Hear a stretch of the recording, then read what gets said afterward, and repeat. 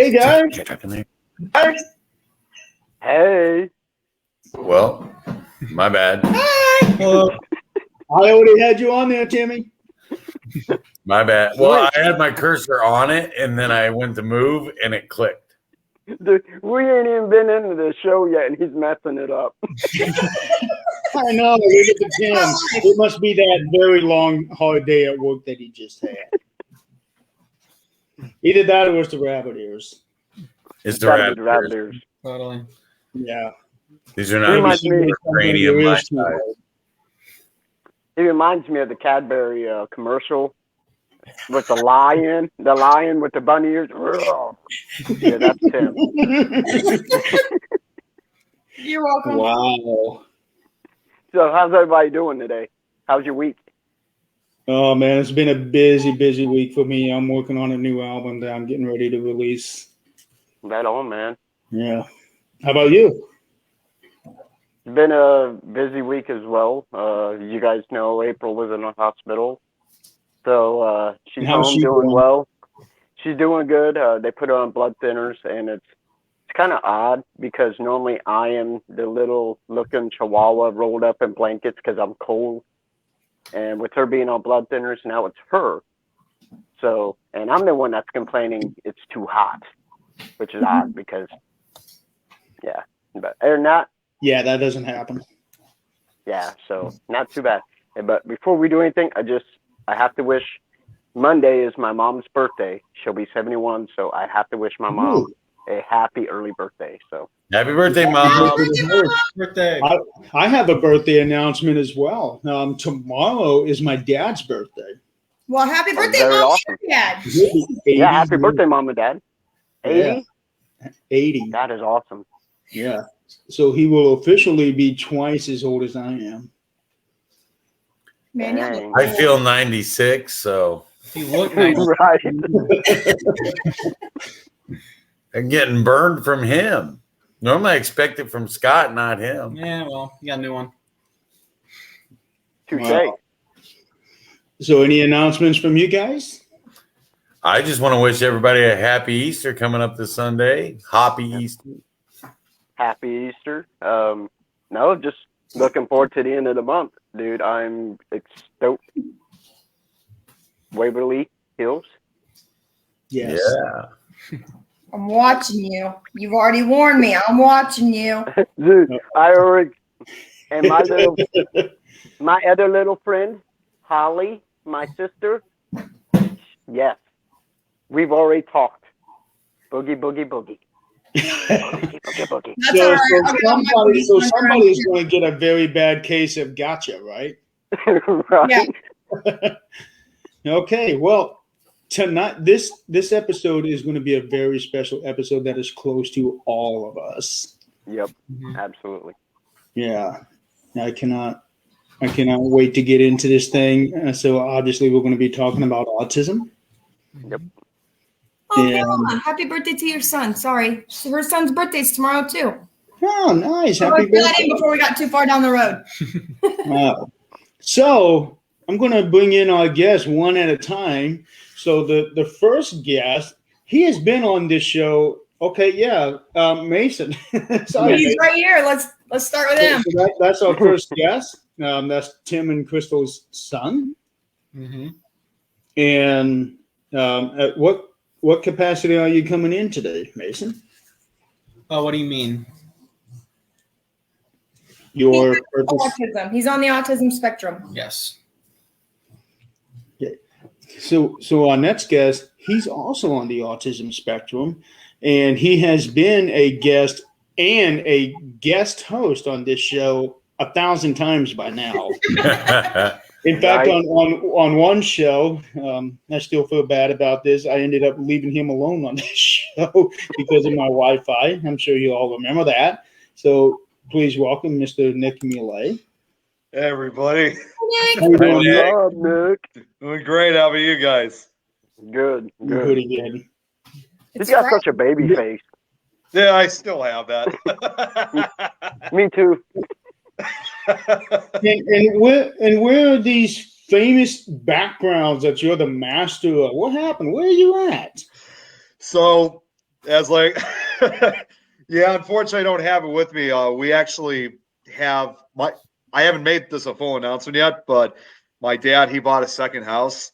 So I'm actually at my dad's house right now. And here's the cool thing. The house that we live on is off of Cuba Road, which has a reputation of being haunted. So we're just off the road from a haunted road.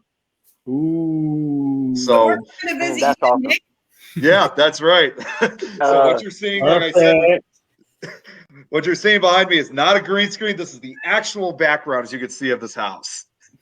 The one that you cannot change. I can't. I tried as hard as I could, and I couldn't do anything. Wow. I was going to say, I was expecting to see about 30 different backgrounds tonight. Well, it's going to be a break, unfortunately. I wish. Well, that'd be less for you to have to worry about. I guess we'll just have to satisfy Steven because he loves these backgrounds of yours. Yep. He wants to do a show specifically for that. Pamela said, better to see my face without all the flashing lights. It is. So now you guys can see what Nick actually looks like. He's not a ghost. Yes, we can actually make out his facial features. Because I'm using a laptop this time. All the other times I'm always using the desktop. Okay, let's bring on the next person.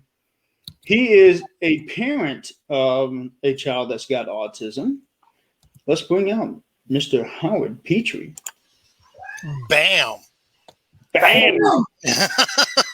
What he is himself. Yeah, but yeah, you forgot to mention I have two podcast shows on Pun. Of course, you're the host of one of them, and Miss Crystal is a host on the other one, which is the Petri Dish and Paranormal Swamp Talk. So y'all watch our shows, and it's always something going on those shows. Also, I'd like to give a shout out to my parents. Actually, they were married on April Fool's Day, and they've been married for 54 years. Good Lord. So yeah. Wow. They're about ready to kill Can each you other. So imagine that's making good. a wedding announcement for that? They're ready to kill each other. So shout out to Mom. I hope she wins. And, and I'm not as fortunate. And I'm not as fortunate as Nick's dad, but I just did purchase my third porta potty. So I'm looking forward for that to be delivered any day now. I need to come to Louisiana. Scott, you're fitting my luggage if you want to go in April. Oh, dude, yeah, you know I would so go. I see Greg has said about the rabbits. Yeah, Greg, I forgot to bring my rabbit ears, so that's why I don't have them. Yeah. I've got them tonight. Yeah, but I have a son that he's going to be 28 years old this year, and he's autistic also. So that's why I'm on here. Yep. On the panel. And then she's not our final guest. We have one who will be hopping on here in about a half hour, but we do have somebody who works with autistic children. Let's bring on Miss Stacey. Hi there. Hello. Hey. How are you? I'm great. And the reason why I'm applauding is for the work you do. Yes. Yeah. Well, thank you. I absolutely love my job. I am a registered behavior technician, and I provide ABA therapy all day long with our kiddos with autism. I work in Warsaw. Awesome. I guess I forgot to mention, she's really smart. I'm just telling you guys. Nah, I don't know about that. I don't have any porta potty jokes or any birthdays, so I don't know. I've got nothing. My question is if you're really smart, why are you friends with Scott? By default, we went to high school together. Sing! So wow. Wow. Wow. That hurt me. No. Can you feel the love, Scotty? I adore Scotty. We all do sometimes. Yes. Most of You guys know. Sometimes. I'm sitting on the pillow to make myself look taller. I'm just saying. Man. Like literally anytime we go anywhere with Scott Wilson, we bring a booster seat for our Mustang because he cannot get in the back seat of the Mustang and see over, even with the top down. He can't see over and out of the car. I can actually see him. I can actually see him in one of those car seats, the baby car seats with the pink wig on and everything. Flying, just going back on his hair like that. Wow. The wind's just blowing. So Howard, you should see him when he's at my house. He fits in my daughter's high chair. Oh, Wow. I wouldn't spread that around.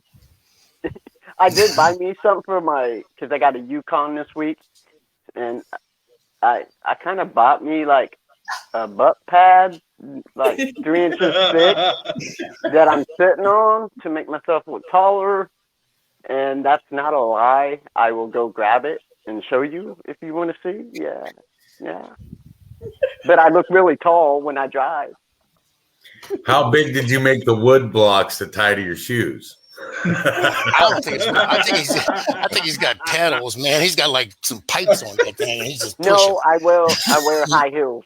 I wear high heels, and I can touch the pedals. They're like 5 inches long. You know what? I Stilettos. believe that because you got the wig, you got the tutu. Why not throw in the high heels to complete that? Hey, you're just jealous because I look good in the tutu. Fishnet stockings, buddy. Fishnet stockings. I kill it. Don't encourage him. Complete ensemble. Howard, we're giving him ideas. We're giving him ideas.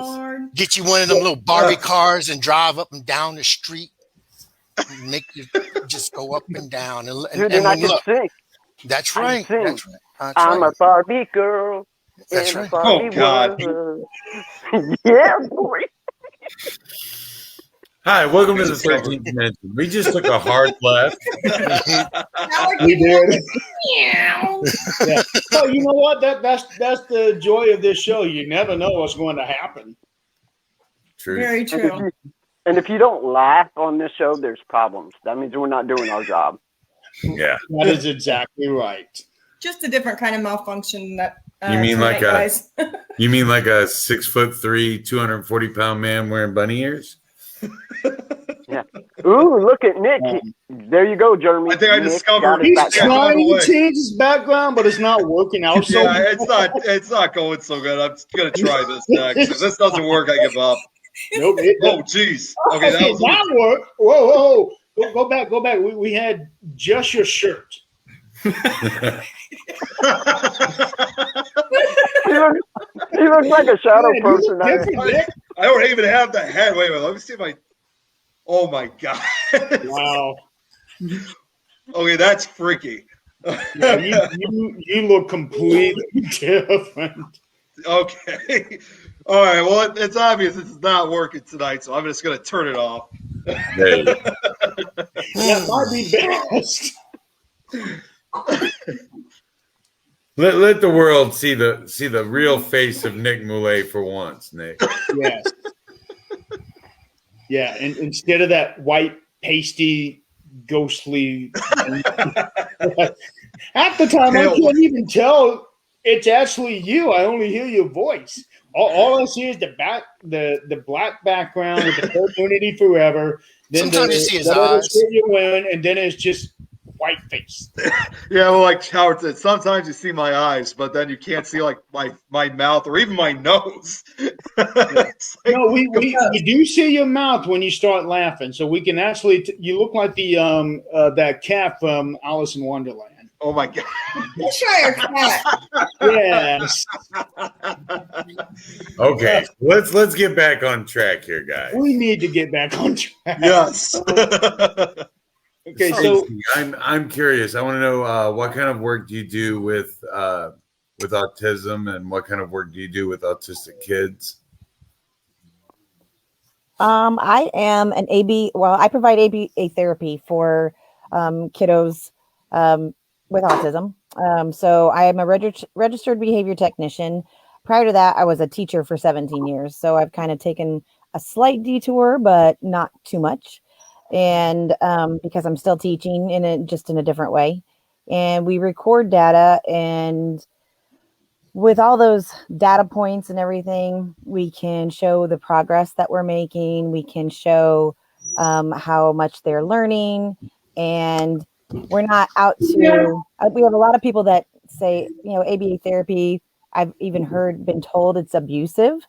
It's definitely not, especially what we do. We don't try to change the children. We just try to help them come out of their shell a little bit. And because the world isn't kind, so we try to help them come into our world a little bit and be able to function. That is I awesome. would like to jump in on that, and I can vouch for everything that she's saying because my daughter is in ABA here in Fort Wayne, and the amount of progress that she has shown, not just for them but for us at home, is just simply amazing. So what does that therapy entail? Because back in the day, we did speech and occupational and physical. Mm-hmm. So ABA is a little bit different. I work under someone that is the behavior analysis. They do all the behavior modifications, and then I apply the therapy. So I like my job a lot better because theirs is a lot of paperwork. So I'd rather have my job because it's hands-on with the kids. What I do, for example, we work on tolerating new foods. We do potty training. We do some academics, but it's on their level. It could be addition, it could be multiplication, it could be just letter recognition. It just depends on what the kiddo needs, and we break it down step by step. So a big task analysis, we work on small goals of maybe just learning how to wash our hands, and we make one target goal is, at the very, very end, our big goal is that we are learning to throw away the paper towel. So once we master that, then we go to the next step. So we break it down step by step for the kids, but we teach them the whole thing, but we're only tracking one particular goal at a time. That way they are showing progress, and the families feel a sense of accomplishment, and we have families come and tell us all the time, just like Jeremy said, we have a little boy that his mom came and said, he's actually sitting next to his sister now and playing, and he's actually playing with purpose now instead of just kind of sitting there and not doing much. So it's really rewarding. We do have a question real quick for you from Pamela, and she said, is this a classroom or a one-on-one or small group? Oh, that's a great question. This is one-on-one. We are a one-on-one center, but we also transition with children when they outgrow our center. We transition with them into the school setting for maybe 6 weeks or what have you. A lot of it deals with insurance, so it just kind of lets how much the insurance will let us go sometimes. But I know we have 2 or 3 children leaving our center come the new school year. So they've kind of outgrown what we do, and they're ready to spread their wings. So I take it you work with children like kindergarten age, up to kindergarten age, right? Nope. We have children from the age of 2. Our youngest is the age of 2. And we have the oldest we have currently is 9, but they said, we can go on up. We haven't had them that old, in 18 or so, but that doesn't mean that we couldn't. Okay. Because I know with Mason, when he did therapy, they only allowed it until he was 3. Mm-hmm. Then he transitioned into the school, technically, to the school setting. And then they worked with him there because we were doing in-home. Then he went to like a preschool with the school system. And then he just went on into school like normal. Mm-hmm. Right. And from what I can just see right now, Mason seems really high functioning, and he's very aware of his surroundings, and there's just some kids that are not, obviously. And so it depends, I guess, on the parents and the resources that are available. I currently work for one of the largest I don't want to call it a corporation, but we have numerous centers in Indiana and Michigan. And we've just accumulated another ABA therapy center. So we are just constantly growing, servicing as many kids as we possibly can. That's awesome. Mhm. Mason, do you want to talk about what you were diagnosed with? I was diagnosed with Asperger's at a year and a half. No, Technically, you were about 2. diagnosed About at, two. it was almost 5 when you could be officially diagnosed. Yeah. Yeah. But he was starting to show speech delay and stuff by 18 months. Mm-hmm. So we started therapy. Then we did occupational and speech at the time.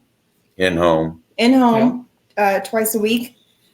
And then we had him tested for the autism spectrum officially at I want to say it was 5. It was Yeah. right around there because their brains they don't know that they can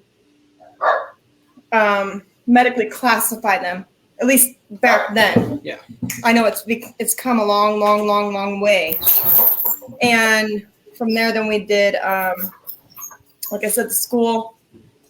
So continue. Go ahead.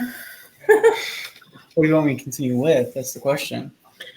Well, my favorite story about his condition was he didn't really speak a lot until he was 3. Yeah. And what he did say was, like, every child he saw was cis. Because he has 3 sisters. Mm-hmm. Yeah. Every parent he saw was dad, Or adult. or any adult that he Yeah. saw was Yeah. dad. And I remember sitting on the couch. We were watching a Colts game, ironically enough. And all of a sudden, he just jumps up and goes, touchdown! Both hands straight up in the air. Yep. And that was really his first word that wasn't sis or dad. Was touchdown. Out of everything he could have possibly picked to say, that was it. But when he was younger, I remember him being so frustrated because he couldn't communicate with us what he wanted, that he would run headfirst into the wall or throw some crazy fit just because he couldn't communicate.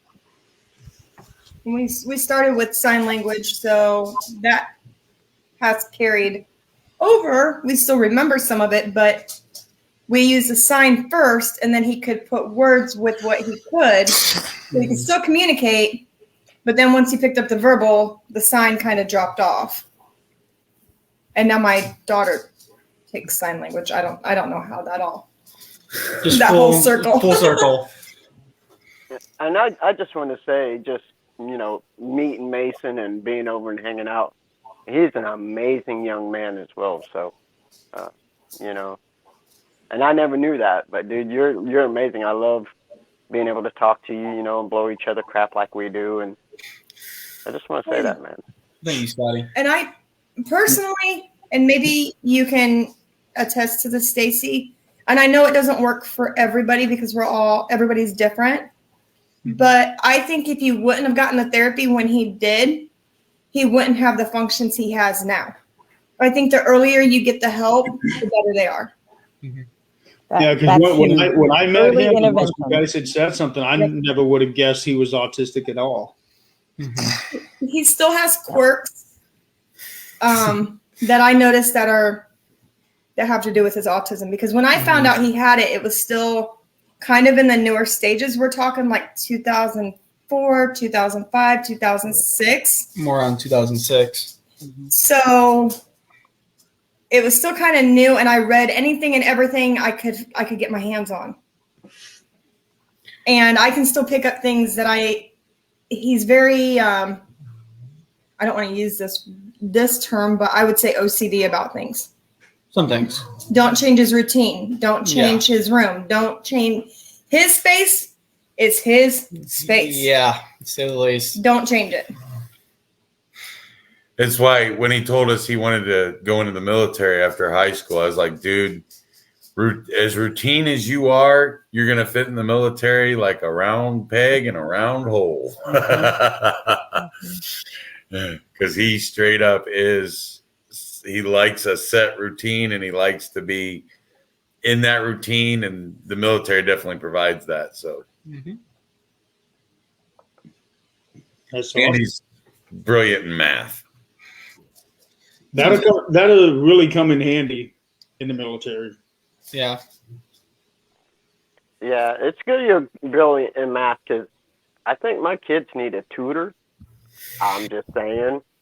He's ridiculous at math. Like he's a ridiculous. junior in high school this year, and he's literally taking the hardest math class that they offer at our high school as a junior. Yeah, it's a dual credit college class, I believe. Yeah. That is awesome, dude. Yeah. I'm so proud of you, dude. I'm glad you get your smarts from your mom and not your dad. Oh, thank the Lord. These are still those bricks, so I got my smarts from my dad. Jeez. Okay, well, let's move on to Nick. What's your story, Nick? When were you diagnosed? So, from what my parents told me, what I remember was, of course, as in typical cases with a lot of such disabilities, I mean, I wasn't diagnosed like immediately. I think it really was what my parents told me was they didn't really know They didn't really know, but it wasn't really until I was about the age of 3 was when I was diagnosed with autism. And of course, growing up, with autism, I thought I was, living just like, any other small kid at that time would, but I didn't realize to myself that I was much different than the other kind of kids. I mean, I was usually just kind of more active, like just trying to look for attention. Unfortunately, there were times that, I tried to be the best I could be, but that didn't always work out all the time. But as the years went on, I actually started becoming, started taking interest in particular subjects that are still of huge interest to me to this day. So, but I'm at the same time though. I mean, while I found things that I liked doing, it was hard sometimes to kind of like make friends and stuff because you have to remember this is late 90s, early 2000s. So, our view of autism was not really as well understood as it is, now. So there were good sides and there were bad sides to it. It was kind of a struggling life.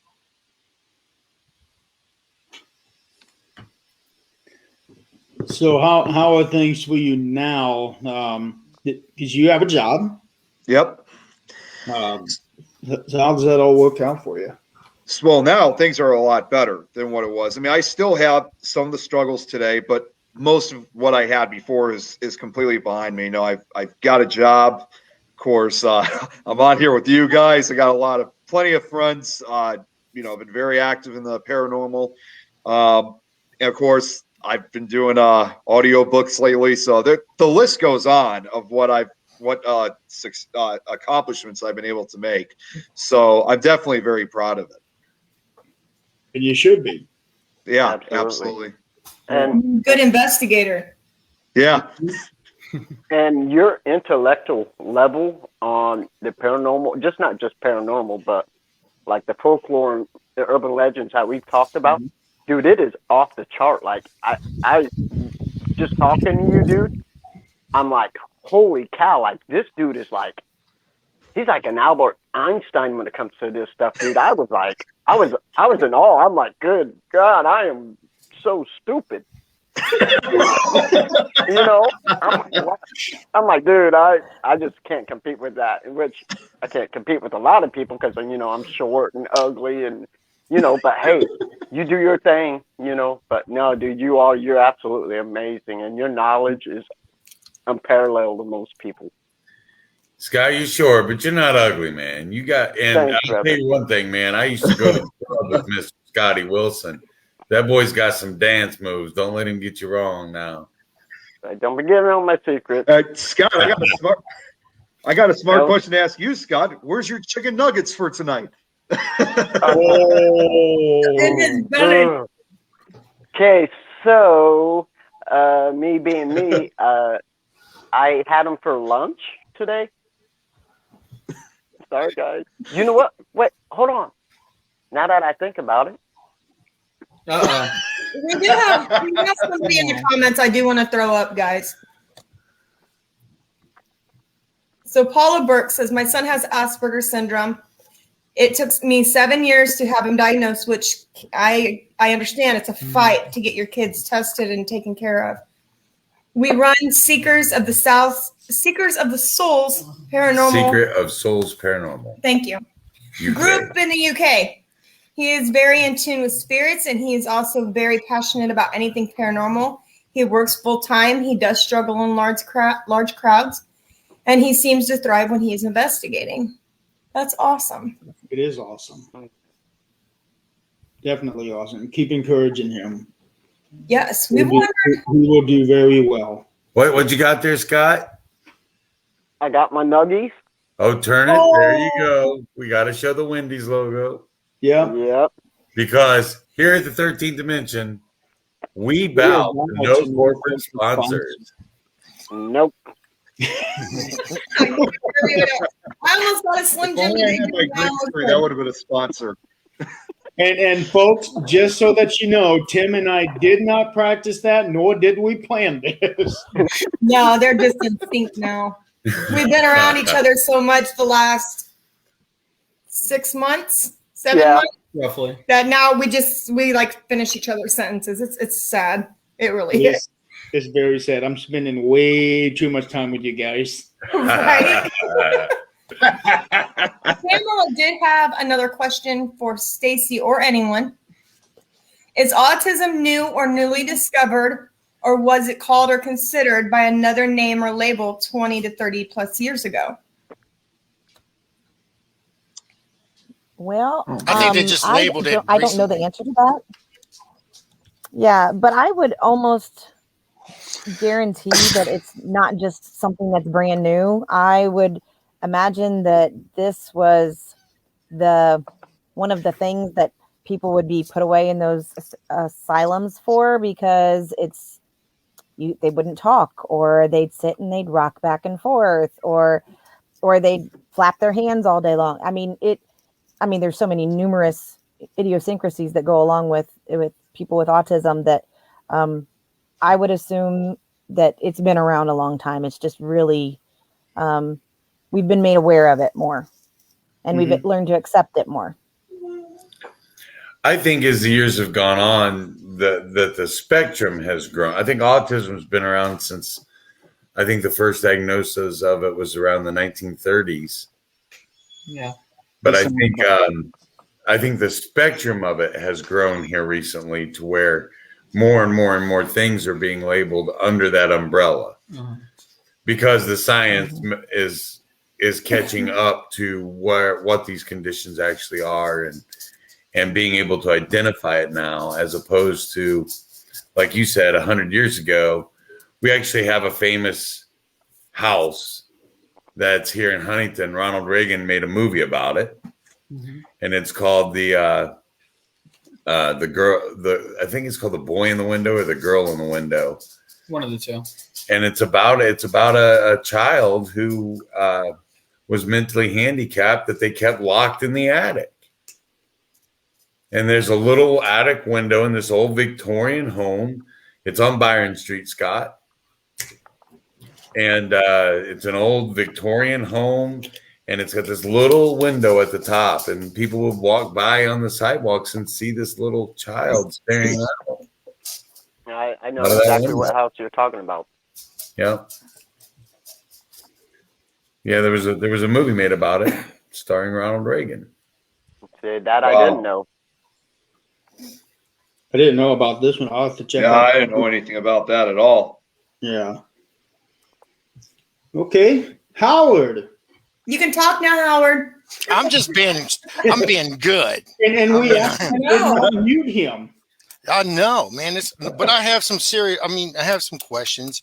I've been taking notes here, and I want to go back with Mason. He was officially diagnosed at 5. And that's what the state, that I guess that's where you live at, right? That's where they're, because my son was diagnosed at 3. So same age as I was. It was either 3 or 5. They said they couldn't run the test. They can't make a full diagnosis until 5, but they can have because he was high functioning. Exactly. But they treated him as he was without the actual. Like if I had to say anything about it, he is almost a mix between what you would call ADHD and OCD. Mm-hmm. Yeah. Okay. And what a lot of autistic people are. I mean, it kind of all balled into one, and they had a hard time being able to determine exactly where he fit. Okay. Because he was so high functioning. Going back with Stacey, what she was doing, there was one-on-one classes from the age of 2 or 3 to the age of 9. Is that correct? That's what you have. Basically, you're working on one-on-one. That's what's in our center currently. Yes.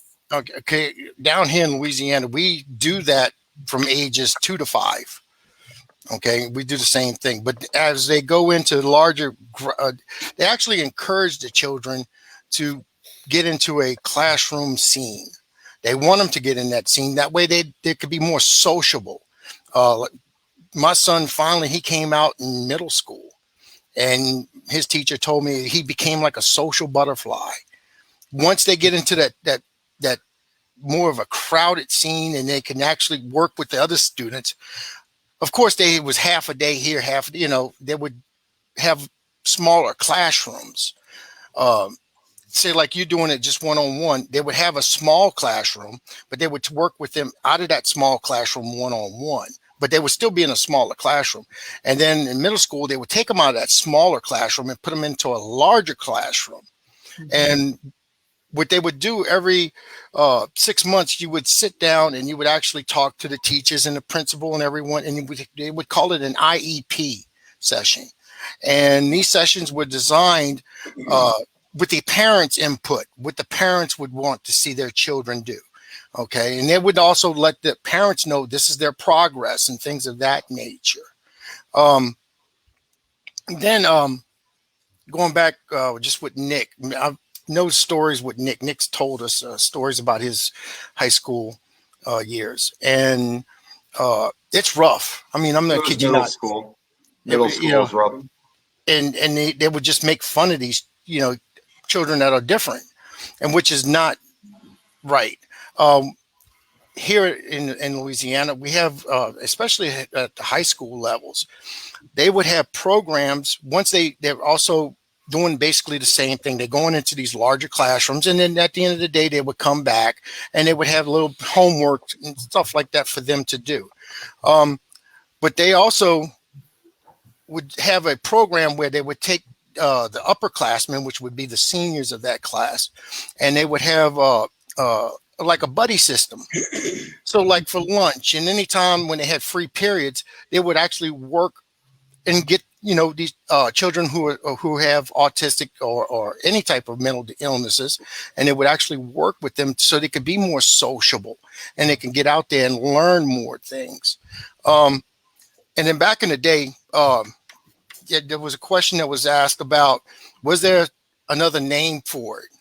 Yes, there was another name for it. They called these young people mild retardation.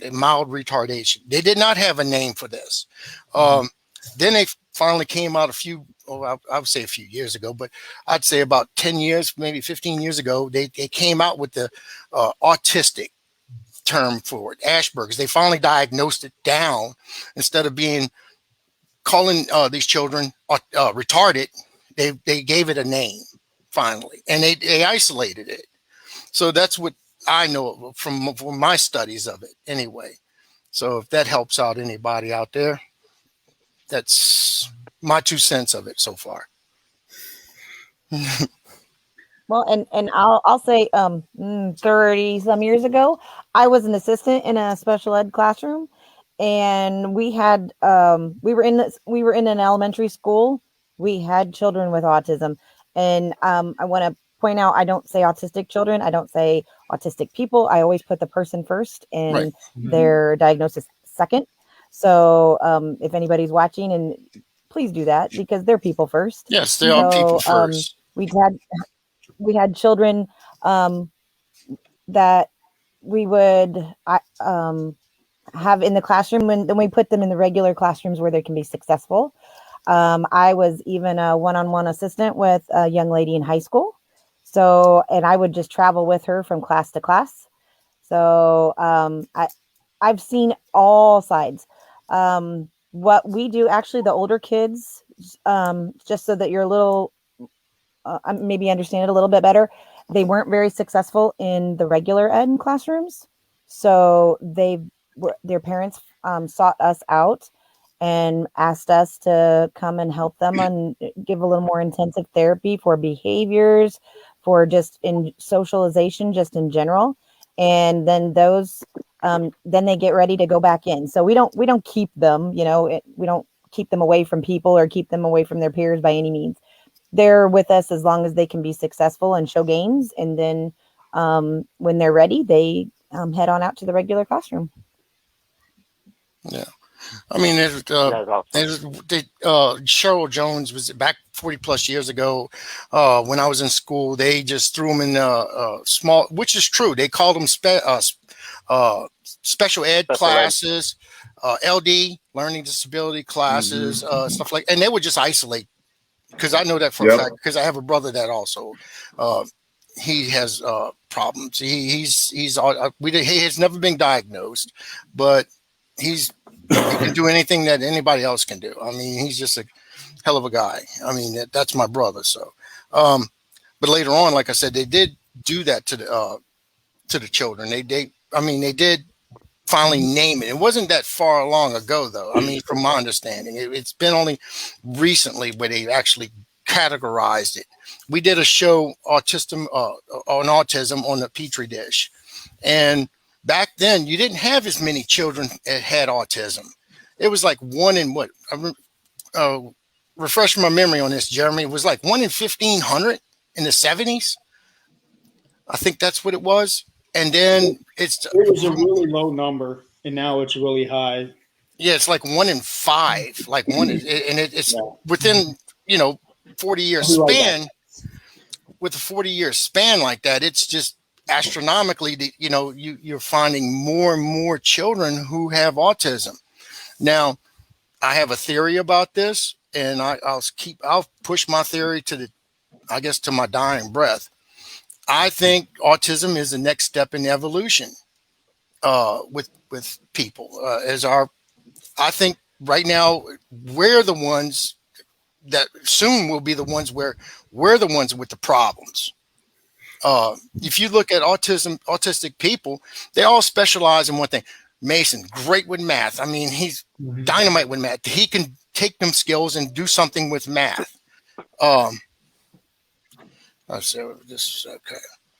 He's great with that. Nick, great with history. Great with history. So there's different autistic people who specialize in different things. So what is to say that these people, autistic people aren't being to the point that they're here to actually how can I word it?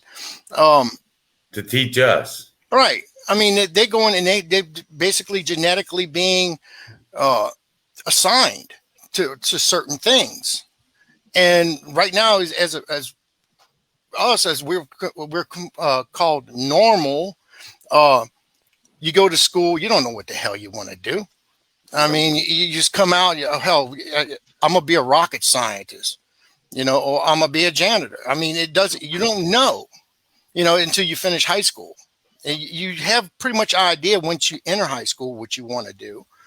But autistic people, I believe, are already assigned this gene, and they already assigned this thing, and they're just enhancing it. They're just getting better and better at these things. And that's where I believe that it's evolution.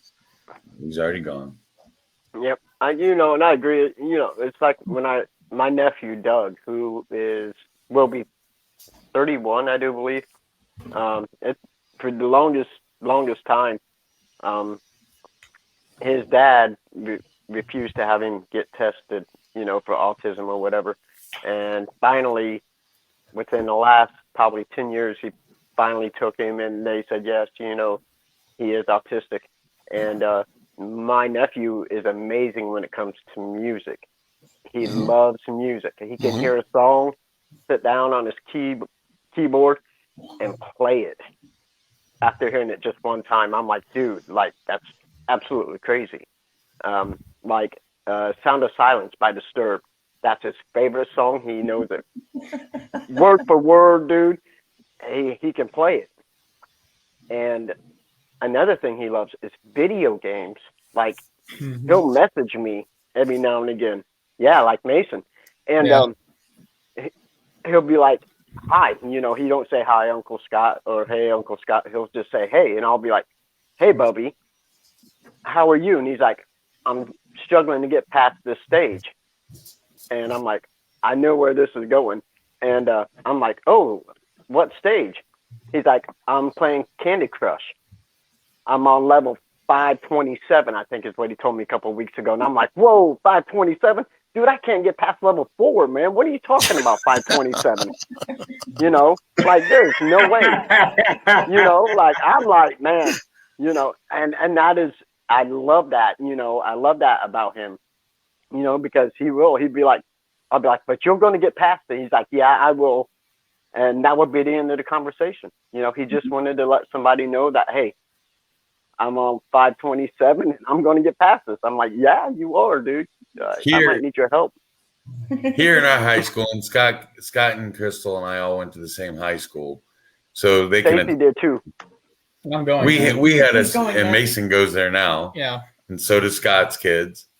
But we had a program where some of the upperclassmen could actually, while we had the special needs children in a separate class, some of them did move from different class to different class.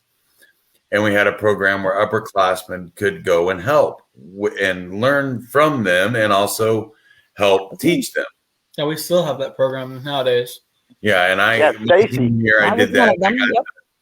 I got the opportunity to meet the most amazing person in the world, and his name was Ian. Scott probably knows what I'm talking about. I know Chris does. Absolutely. Because his dad was a professor at college. Yeah, his dad was a professor at college. Stacey, did you go to school with us too? Yeah. I did. Yep. Okay. I did. So you probably know him too. Yep, then. I worked with Ian as well. Yep, I worked with Ian. Ian. Amazing. Yep. I would sit and I talk to him between classes. I love Ian. In college. Yeah. But yeah, Ian, my dad, maybe you ever had my dad. My dad's Mr. Arnold that was at the high school back then. Oh, yes. Okay, I know exactly who you are now.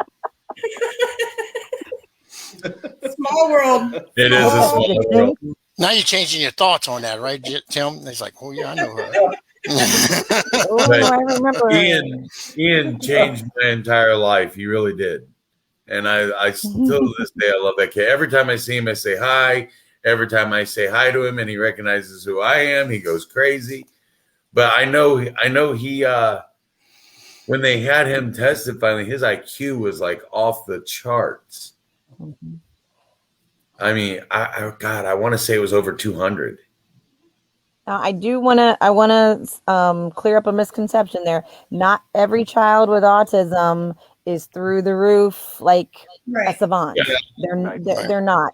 And they're not always like Mason, where they're fantastic in math or history. I have a young gal that she's just really good at remembering birthdays. But then there's other children that they're nonverbal, so we don't really know what they're good at. So that's just because someone says, oh, has autism or something, doesn't mean that they're going to be fantastic at a certain subject. Right. Well, my son, he's very, I'm going to be honest with you, like my computers and stuff like that, I didn't know what he was capable of doing until one day I just seen him. To this very day, he'll watch cartoons, and he'll do stuff like a child. But if I get him on a computer, if I have something crashing or something, I give it to him. Oh, he's got it fixed. He'll hook up my computer system. Hell, he programs the microwave. He does. Whatever I need. Anything electronic, I give it to him, and he's got it figured out in no time. Hey, Pop, there you go. I think that's just the younger generation. They all know computers better than I do. But he's a whiz at this stuff. I've never seen anybody. He can write program if he wanted to. It's what he does, and that's his thing. So I just let him do his thing. Another thing I'd like to mention, people out there who have children already with has autism, and now they become adults. There are not enough programs out there. I haven't seen hardly any programs out there for these children who become adults. Once they go through the school system, they thrown out. And I mean, it's basically, that's what it is. They just thrown, the state done with them. Everybody's done with them. And there's got to be something done for these people to get together and to be more social. It doesn't have to be something where it's a learning thing. I'd like to see something socially for them, where they can all meet and get together and you know, do their thing, you know. I came up with a few ideas and I was going to do it, but I'm on another quest right now with a whole different other foundation. So, I mean, that was actually what I was going to do before I'm into this foundation now, when I started. But to have sort of like a juice bar place where it's almost like a barroom scene where it's a juice bar, fresh juices and stuff like that. Have a big screen TV, have like a dance floor if they want a dance floor, all that good stuff. Okay. And then behind it, you have one of these mirrors where you can see out, but they can't see it, and have the parents sit behind that mirror so they can monitor their children while they're young adults, while they're socializing.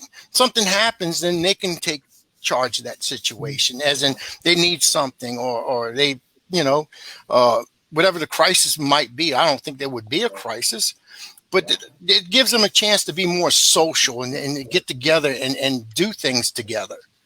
And that's what I was actually looking into before I got into this. So, I mean, whoever's out there, this is an opportunity for someone. I mean, there's nothing for them out there. So this is an opportunity in your town or your city or whatever you can try to strive for, to give these people something to, and rather than having them sit at home and do nothing, or bring them with you everywhere. And it's giving them more freedom. You know, you give them where they go to school and they become social butterflies, but when they leave school, they back into the cocoons. So it doesn't help them. So this is giving them, you know, depending on their functioning levels, this is giving them a place where they can go and enjoy themselves. Yeah, here where me and Tim and Crystal live, and where Stacey's from, we got a place here called Pathfinders, and they help. It's an assisted living program where they will take mentally handicapped adults, and they can live with other mentally handicapped adults, and they can do jobs and stuff. It's a pretty good program, actually. We have that too, but that's giving them a job. Right. I don't want to see them giving them a job. I want them to see them enjoying themselves. I mean, they've worked hard. When we graduate, when we become adults, hell, we can go to the bar room, or we can go out, you know, viewing things and going to different places. These people don't have that opportunity. You know, either you're with their parent, or they're stuck into an environment where they're sheltered. They need to be actually where they can be themselves. They can express themselves without having their parents sitting over them. So that's my thought. What do you think, Nick? Well, you see, I'll be honest. Hey. I mean, that was kind of the same thing that was something that was quite a struggle for me when I I somewhat graduated high school. I left in 2011. However, I was supposed to. Here was the problem, practically. I was told I was supposed to be put into a program that was called the transition program, and I was told that it was going to have several other kids and young adults that were going to be just like me with autism. So they even offered me a free cap. So when they took me over there, I found out that it was not really as I intended. It was for more of the mentally, there were some autistic people there, but most people were of other different types of disabilities. And I was told that and of course, that's not how I pictured it originally. That place was only meant, just like you said, Howard, to get a job. They didn't really, and these were people I didn't really associate with very often. So it's like, this wasn't really my true group of friends. Right. See, in other words, it was almost like as if they were still kind of being treated like they were preschoolers almost. Like, they were treated like they were still like young kids. When me, on the other hand, I was already watching like a lot of R-rated horror films and stuff. I was trying to be into the more teenage young adult genre. So there just wasn't that many activities to really do. And the only good side of it was I was allowed to partially return to high school because of that. So, but yeah, it was just really more of a job, and I didn't even really stay there that long. I still partially went to school, but I didn't stay in the program because it was just nothing. It was just like nothing I would have. It was something I didn't feel like I should be a part of. I just felt like I was in a young, a toddler school, but I stayed in high school for a few more years until I officially left in 2014, which by then I was 21 years old. I think we need to introduce our new guest. Yes, we do. Absolutely. Damn you, Jeremy. Ladies and gentlemen, you've seen the pictures of her. You've heard me talking about her. I would like to make the world debut of my daughter, Angelia. Hi, Angelia. Angelina. Hi, Angelia. Hi.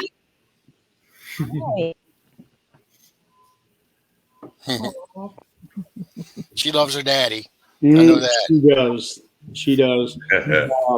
I'll be over at my dad's house and I'll sit down in the chair and she just hops right on top of my leg and lays her head on my shoulder. And this little girl will not move. She's 15 years old. She'll be 16 in May. Hence all the white hair in my beard. Three of them. Hence all the white hair in my beard. And I have no beard. Me too. But I'll just have her on here for just a few minutes. Is about 8:30. My dad gives her her snacks to get her ready for bed. The way with some of the conditions that she has, she does not go to bed at all unless she gets tired herself, and that can be 3, 4, 5 o'clock in the morning. Wow. We've learned that the hard way. So we actually have to give her some medicine to where she can actually go to bed between 10 and 11 o'clock every night. Sounds like somebody else we know, Mr. York. The apple does not fall far from the tree, right? Yep. Believe me, I know this one didn't fall too far from the tree either. I don't know what you're talking about. Yeah. I'll tell you this. She is nonverbal, but she does have her own way of communicating with us. So we actually had to learn from her to catch up with her. And it's just amazing how she can teach us. It's just amazing how she's able to teach us. Ladies and gentlemen, we got Jan here joining us. Hi, Jan. Hi, Jan. Hey, Jan. Oh, she's got to stroke it. Go ahead. Do it. So Do it. Do it. Do it. Do it, Jeremy. Do it. Do it. Do it. in due time, Howard. Do In it. due time. She's waiting on it. You know she is. Right now, I'm focusing on her. There you go. There we go. Hi, beautiful. Hi guys. Sorry I'm late. Anyway, she does go to ABA therapy over on Lake. Stacey, I'm sure you're probably familiar with them on Lake Avenue in Fort Wayne. Mm-hmm. And Yes. so she's been going there for 3 years. And before that, she went to a place called Hope Bridge, which was on State. She was there for 3 or 4 years. Now, the thing about that place is that they offered everything, not just ABA, but they also offered speech, occupational. They even did music therapy. They had everything. So that's why we went with them. But they started to change their policies and structures around. And they wanted to start focusing on just the higher functioning.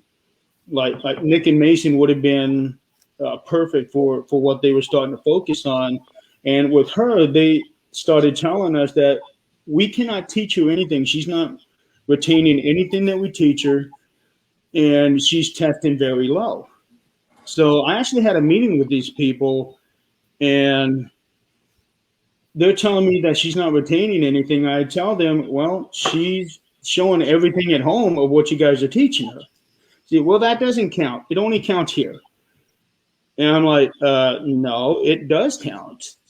And then the way that they would test her is they would have her right here. And let's say I am the person that's testing her.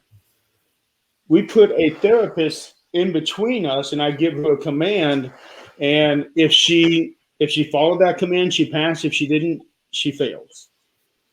And I was telling them, no, you got to cater all your tests to each kid.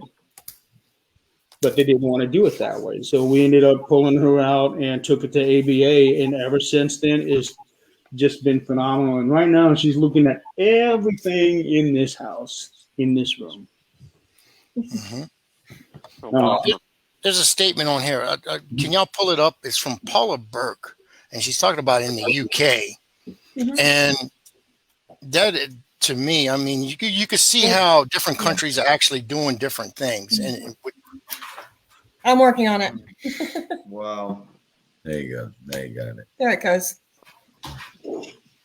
Read it out, Crystal. You're the brains of this trust. You're the brains of this trust. I'll read it.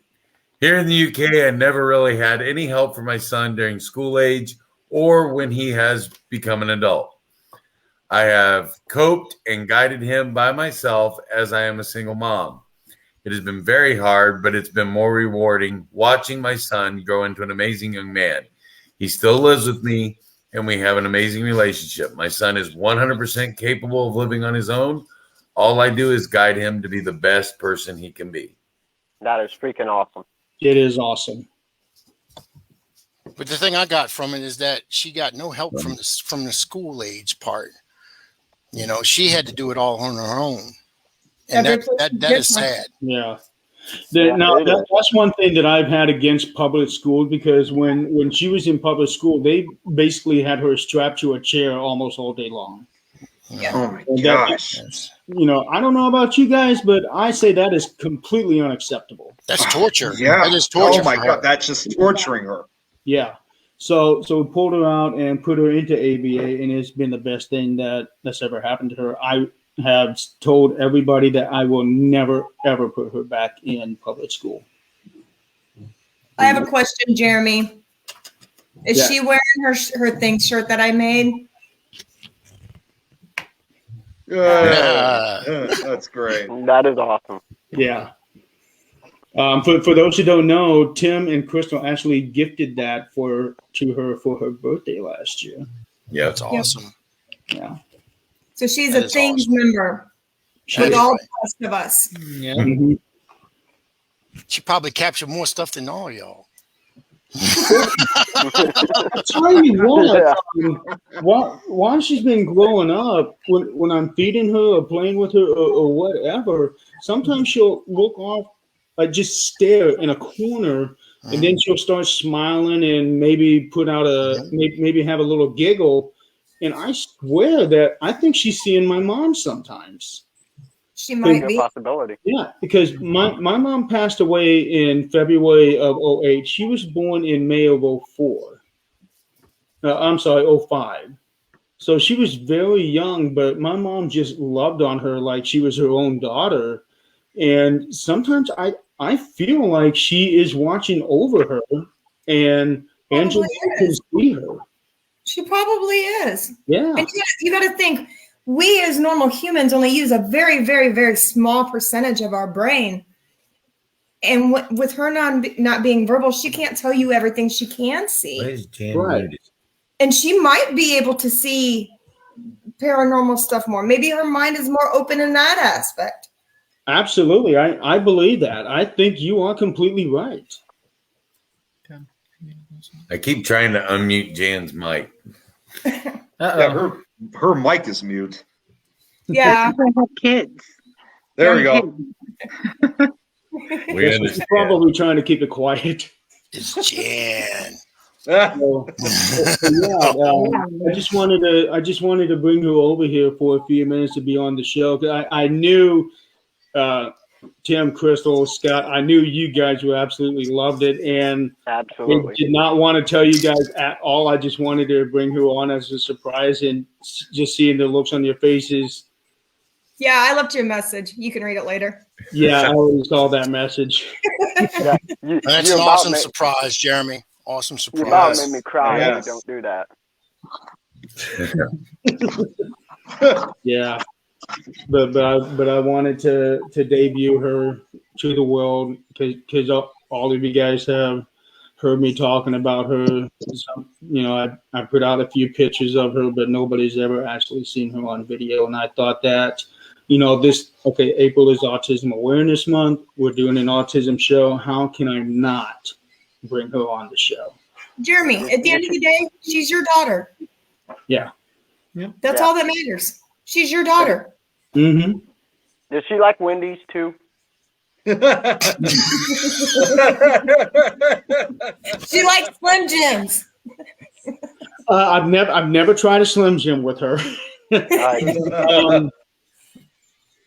Actually, I don't think I've ever tried giving her a chicken sandwich, but I do know that she sometimes like a little bit of spice. But if it's too hot for her, thank you, Sydney. If it's too hot for her, then we actually see a tear come out of her eye. That's how we know it's too hot. Yeah, that happens to me sometimes.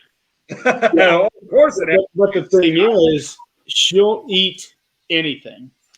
Mm-hmm. Well, I'm going to bring her some nuggets, dude. That girl needs some gumbo.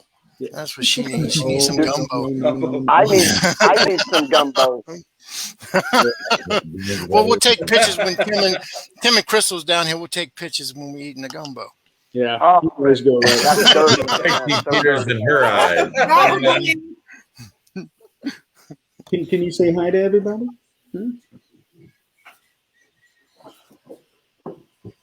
Yeah, this is also very new to her.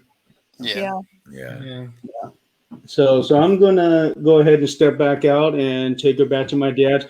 I am extremely lucky and extremely fortunate because the kind of schedule that I keep, even if it's just my work schedule, it'd be very, very hard to give her some kind of a consistent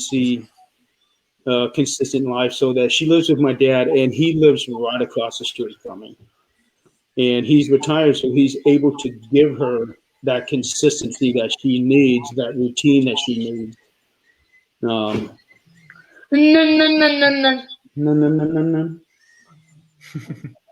Sometimes we will have actual conversations, just talking like that.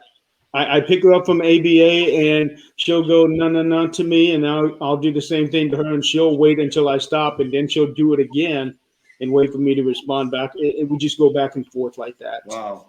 Aw. It's just like you said earlier. It's like, learning a language of her own. Absolutely. And I wish we could tell what's going on through her mind, but I will tell you this: she is a very feeling kind of girl. She lets you know if she likes you or not. She's probably thinking you need to cut your hair and shave that stuff off your face. No, because My daddy looks like a lot of Wookiee. times she'll grab it my hair and just play with it. But she's also seen me when I was completely bald, and she likes to rub the texture on my head from the little bit of hair that I do have. So like for Tim, she'll be rubbing at your hair because she's feeling what little bit you do have up at the top of it, because it feels different. It's a sensory thing. It's like rubbing Buddha's belly. You get good luck from that. Yeah. So, but yeah, she loves to try out for different sensories, different textures. I can tell you without a doubt that her favorite color is red, because she always picks that color over everything else. Isn't that right, baby girl? Isn't that right? You can tell she loves her daddy. She does love her daddy. She does. She really does. Yeah. So I just wanted to introduce her to all of you guys, and I cannot think of a better panel of people than this right now to show her off. I'm very honored. Yeah, thank you very much, Jeremy. Nora, Thank you. yeah, thank you. That speaks volumes. I know you well enough. That speaks volumes.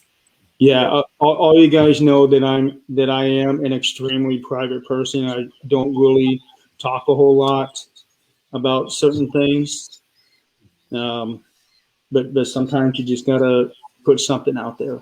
Yep, you do. Yep. Helps other people. Mm-hmm. Yeah. So I'm going to go ahead and step back out and take her back to her grandpa's, and I will be right back in just a few minutes. Okay. All right. Bye, Angelia. Okay, thank you. Bye. Bye. Bye. Can you say bye-bye? Can you say bye-bye? Okay, I'll be back, guys. Okay. Speaking about loving her daddy, Jan, how you doing?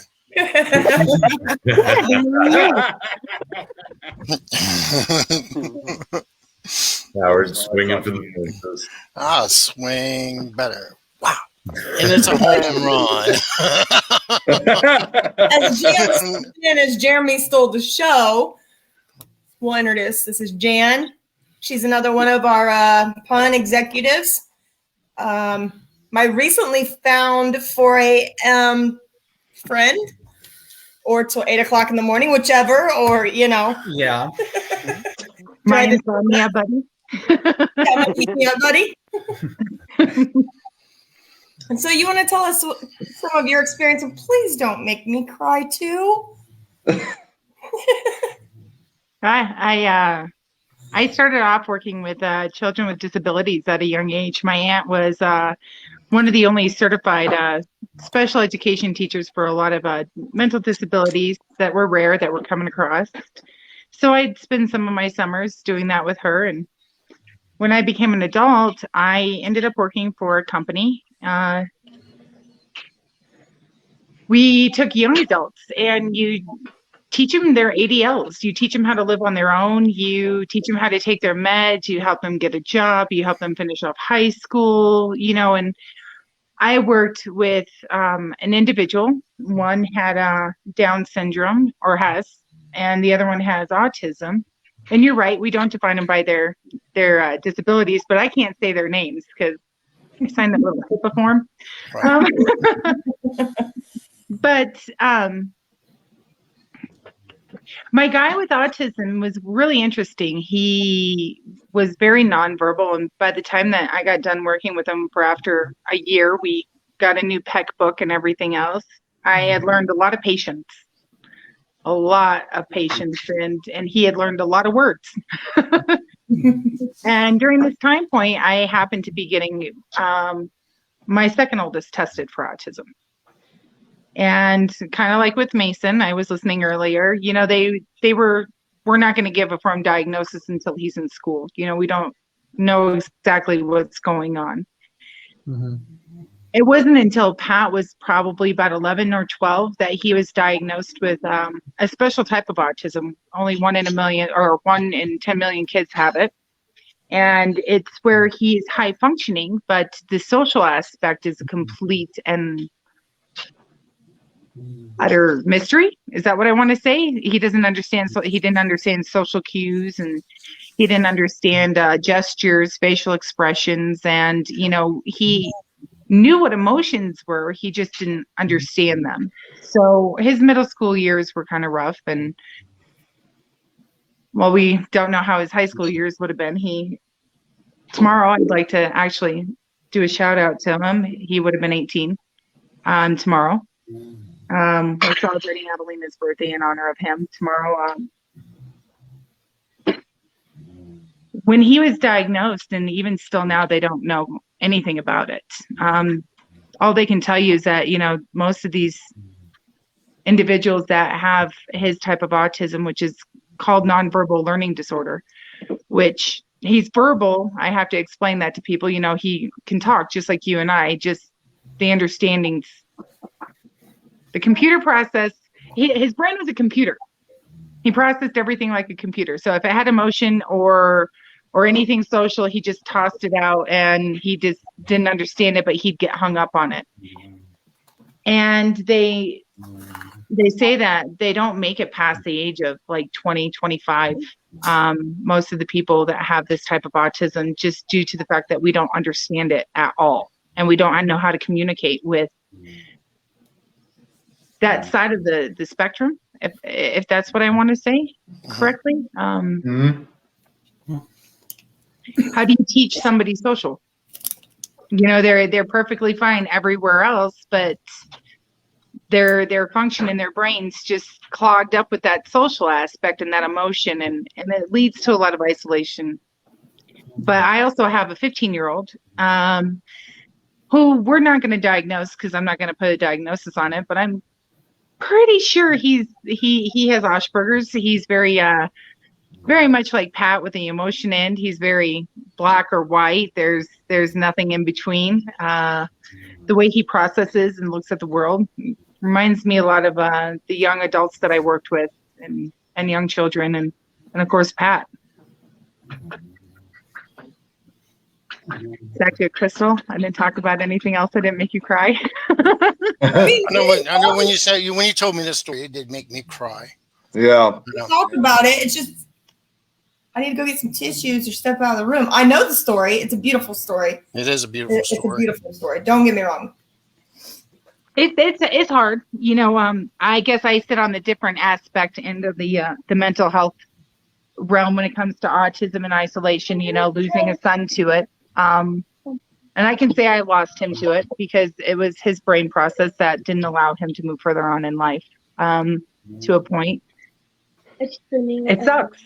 It's hard, you know, when there's not a lot of help out there and not a lot of information, and sorry, my daughter's not feeling well. It's a struggle. It's a struggle with parents. It's a struggle with resources, and that's something that needs to be brought out, that, you know, not, like you stated, not all autistic people have the savant aspect. You know, Patrick happened to, and so did. I'm sorry. You don't have to apologize.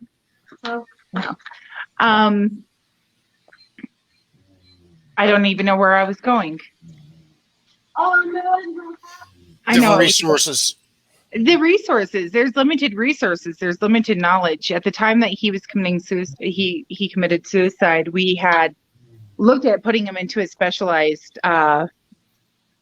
ranch, into what you want to call, you know, so he would be safe and he would be monitored 24/7. You know, we knew that his suicidal ideology was kicking in pretty hard, and at that point, there's nothing you can do. As much as you can sit there and say, I could have done this, I could have done that, when they're determined, they're determined. But I often wonder what it would have been like if we would have been able to get him there. They wanted to study him, and he wanted to be studied. He wanted to know about himself, which I think was the coolest thing about my son. He was like, yeah, let's do this. I want to know. I want to know why I think this way and everybody else thinks this way. So I thought that was really cool that he wanted to learn the social aspect and social side of everything, and wanted to understand why he was different in the way that he was different. And we celebrated it, though. We really did. I mean, he was our greatest teacher. He still is. He still teaches us. He's still teaching. I think, and I this is just me throwing this out there, but like with Mason, the one thing that we never did was allow any excuses. Mm-hmm. He'll be the first one to tell you, you know, you're not allowed to use that as an excuse for what's keeping. I will tell you right now, he's brilliant at math, but he gets better grades in German than English, and I can't wrap my brain around that. He speaks English, but he gets better grades in German class than he gets in English class. I get it. I feel you. I understand. English is a complicated language, Dad, and it can be frustrating. German is very simple. It's very rhythmic. You gotta, you know, one thing with I have found with all autistic people that I've worked with, pattern Pattern is a huge thing in logic. You know, that's why they like music. That's why, math comes easy. That's why certain languages come easy. But I bet you if he sat down and tried to learn French or Spanish, he'd be like, nope, I'm done. He did try Spanish. Did you do okay with Spanish? Spanish was okay. It was just some places it was just a complete mystery, in all honesty. But German's very easy. It's very arithmetic. A lot of patterns that are easy to pick up on. I always say, Mason, tell me I love you in German. Say it. Ich gern du. I'm like, it doesn't even sound romantic. I don't like it. We have a running joke in our house that it doesn't matter what you say in German, it's going to sound like you're mad. Oh, absolutely. Honestly, it sounds more depressing. Yeah. Right? Yeah. Yeah. It just doesn't sound happy. It almost sounds like you're just upset about your life and why you have it, in my opinion. Yeah. You say, that might have come out with the tone too, Nick, because I'm his mom, and it's like, Mom, really? I'm really excited. While we're on Facebook Live, really?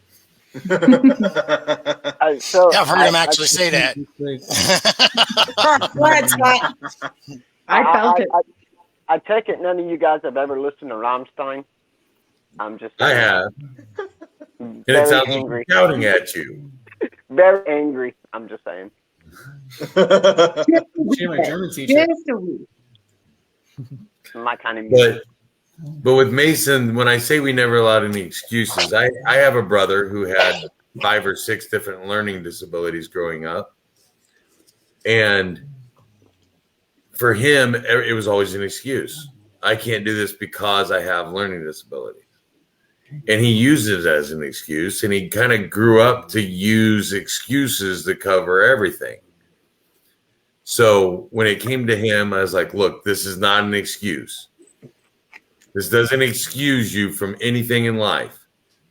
You can do anything you want to do, but do it. And don't make excuses for your failures. Yeah, autism is more of an obstacle for me than it is an excuse or a thing that's going to hold me back. I just have to get over it. Like any other obstacle in life, it's just something that's going to be there, and I got to find a way around it. So that's how I look at it. How about you do this? You always think of it as a strength. Instead of thinking of it as an obstacle, think of it as your strength. You have the ability to do things that I can't do. You have the ability to understand math, which is a completely different language. I have no clue where to begin with it. No clue. But I can sit down and write you a beautiful poem. He tried to. I've taken trig, calculus, physics, all that. He tried to show me this finite math that he's doing now. Nope. Like there's no numbers to find out what the variable is. It's all variables. So it's like, how do you plug anything in? Nope. Done. Yeah. You lost me at variables. I'm sorry. What'd you say? When they put letters in math? Huh? They do what? Oh, that's the algebra stuff that I dumped. Right? Please excuse my dear Aunt Sally. Right? Yeah, well, it's all letters and no numbers. And you have to figure out the answer. Well, sometimes it's just a symbol. It's not even a letter. Sometimes it's a symbol. That's easy. If A plus B plus C equals D, dude, that is so easy. I can do that right now. Thank you. Yeah, but Scott, you have to take A plus B plus C equals what number? 2. 7. Nick, do you ever view it as an obstacle, or do you view it as a strength? It's more of an obstacle, but I think also I would view it as a challenge because there were several challenges for me growing up. When it came to when it came to my disability, such as like socializing and learning particular subjects in school. I mean, unfortunately, I had some, like as I probably said before, I've had some people that really didn't teach it the way that they were supposed to, but I was able to learn certain things that I at least enjoyed, from a different standard point. Well, you seem like you certainly do very well when it comes to socializing. Yeah, absolutely. Yeah, I mean, I'm a very social kind of person. So, whenever it's like, not, I mean, of course, obviously not every single time, but when there's like long periods of time where I haven't really seen a lot of people, there are times where it partially gets to me. Like, best example I can come up with, just last year, during the whole COVID pandemic, I was working in a dairy cooler, and I had a really bad manager back then, and finally she's gone, so we no longer have to deal with her.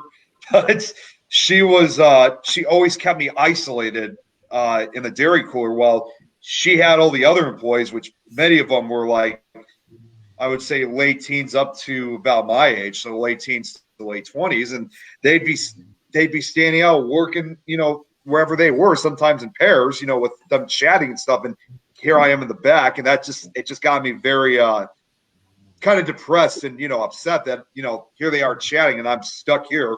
Well, of course, I was able to fix that when I was able to transfer to a different department, and since then I've been able to socialize with people ever since. That's good. I have a quick question for Stacey, but her mic's muted, so you'll have to unmute your mic. I don't know.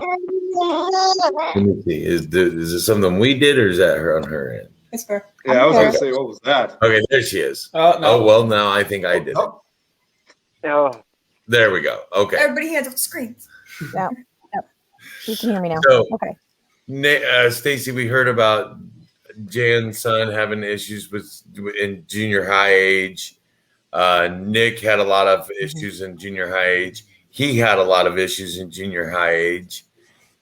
Is that fairly common with high functioning people, especially? I would assume so. It's the desire to want to fit in, quite do what or think or think like their peers. So I would, and middle school sucks for everybody. Yeah, I was gonna say middle school is a tough age. And sometimes high school does too. So I would, and they're mean. Kids are mean. I was a teacher. I am a teacher. They're mean and they don't care about anybody but themselves, especially at that age. So it's about survival of the fittest. If I am feeling terrible about myself, who can I pick on to make me feel better? Mm-hmm. So unfortunately, I think that's pretty common. And it's about us, everyone else, showing those kids and even the adult buildings, showing those it's not okay, and people are different, and that's what makes everything about where we live great. We can accept all those differences and be happy. I saw a comment, and I think it was a Dr. Seuss comment. It says, you can't teach a fish to climb a tree or something like that. Mm-hmm. That way. So we have to, I love that, be kind. And we wear a lot of those be kind shirts. It's in a world where you can kindness goes a long way. We'll change people to be someone that they're not. So we just have to learn to love them where they're at. Absolutely. Mm-hmm. Learning to love people where they're at is huge. Junior high was great for me because I was a short, chubby kid in elementary school who was pretty, fairly intelligent. He was the bully. And junior high, I grew like 14 inches in those 3 years. Oh, and I was the tallest. I was the tallest, biggest kid in my class. I was the only one that could dunk a basketball in junior high. So nobody picked on me because if they did, I just swamped them. just like you're supposed to be like the biggest, baddest inmate in prison. Yeah. But she called me a bully. That's actually wrong. I got my unofficial nickname in high school or in junior high, but I won't repeat what it was because basically what happened was somebody tripped a mentally challenged girl who used to run between the classes, and Stacey and Scott and Crystal know the junior high I went to was Riverview, so it's all tile floor. And she just smacked that tile floor and stopped right at my feet and rolled over, and she had blood coming out of her nose, and I beat the living tar out of that kid that tripped her. I mean, he did it intentionally, and I didn't even get in trouble. I got 2 days in school suspension for that. They should have. The kid had to go to the hospital. They should have taken me to jail. But once his parents learned what he had done, they weren't even upset with me for beating him up. Wow. That's awesome. So, but needless to say, that I got the bad label that I don't want to repeat, but just a bad kid. Bad boy. I wasn't the bad person. I was the person. Part of that label was defender of. I'll leave it at that. Yeah. Even Mason agrees. You was just a bad seed. Oh, the bad kid on the block. I won't say that I didn't take revenge on some people that I thought needed it at the time. I tell you what, this whole panel, I think Scott was the bad one. I mean, I'm serious. Not going around picking on the kids at school. That, Howard. I mean, going around picking on kids at school. Give me your damn nuggets, We've actually had people get mad at him for not having nuggets on the show. And you know what? I'll be honest. I think Howard may have had some badness too at school. He would have been working with other kids. Oh, I was. Give me that Gorilla Glue. I need it. I was in parochial school. They kicked me out. I mean, I was out. Get out of here. Howard, you said that, and I'm watching everybody scream, and I noticed Stacey's face, and she just because. Believe me, Stacey and I went middle school and high school, and she's got that look like, man, this guy knows him. Dude, that is just so, oh my God. We all know you, Scott. We all know you, Scotty. Yeah, everybody knows Scott. That's all right. I don't. Hi, up. Scott. This is my first time meeting you. Hi, Jan. I'm sorry. Preconceived notions or judgments. So actually, this is my first time meeting Scott. Also, I'll put you in know about Scott. Trust me, in there. And this is my first time working. Scott can be the sweetest, kindest guy you ever met, and be the meanest, snappiest little chihuahua you ever met, all in the same day. Yeah, but keep going over his head. I always tell people, be careful with Scotty, otherwise he'll come up here and start biting on your ankle. Another piece of advice, because this is the first, I should say, you also better have your chicken nuggets ready, because he will go after you if you don't have them for him. I believe that. I do believe it. Believe again. She's going in and out, in and out. There we go. I have a really crappy signal. My excuse is, I believe the Army brought it out in me. And that's my excuse, and I'm sticking to it. Scott, I think they kind of pushed it down. They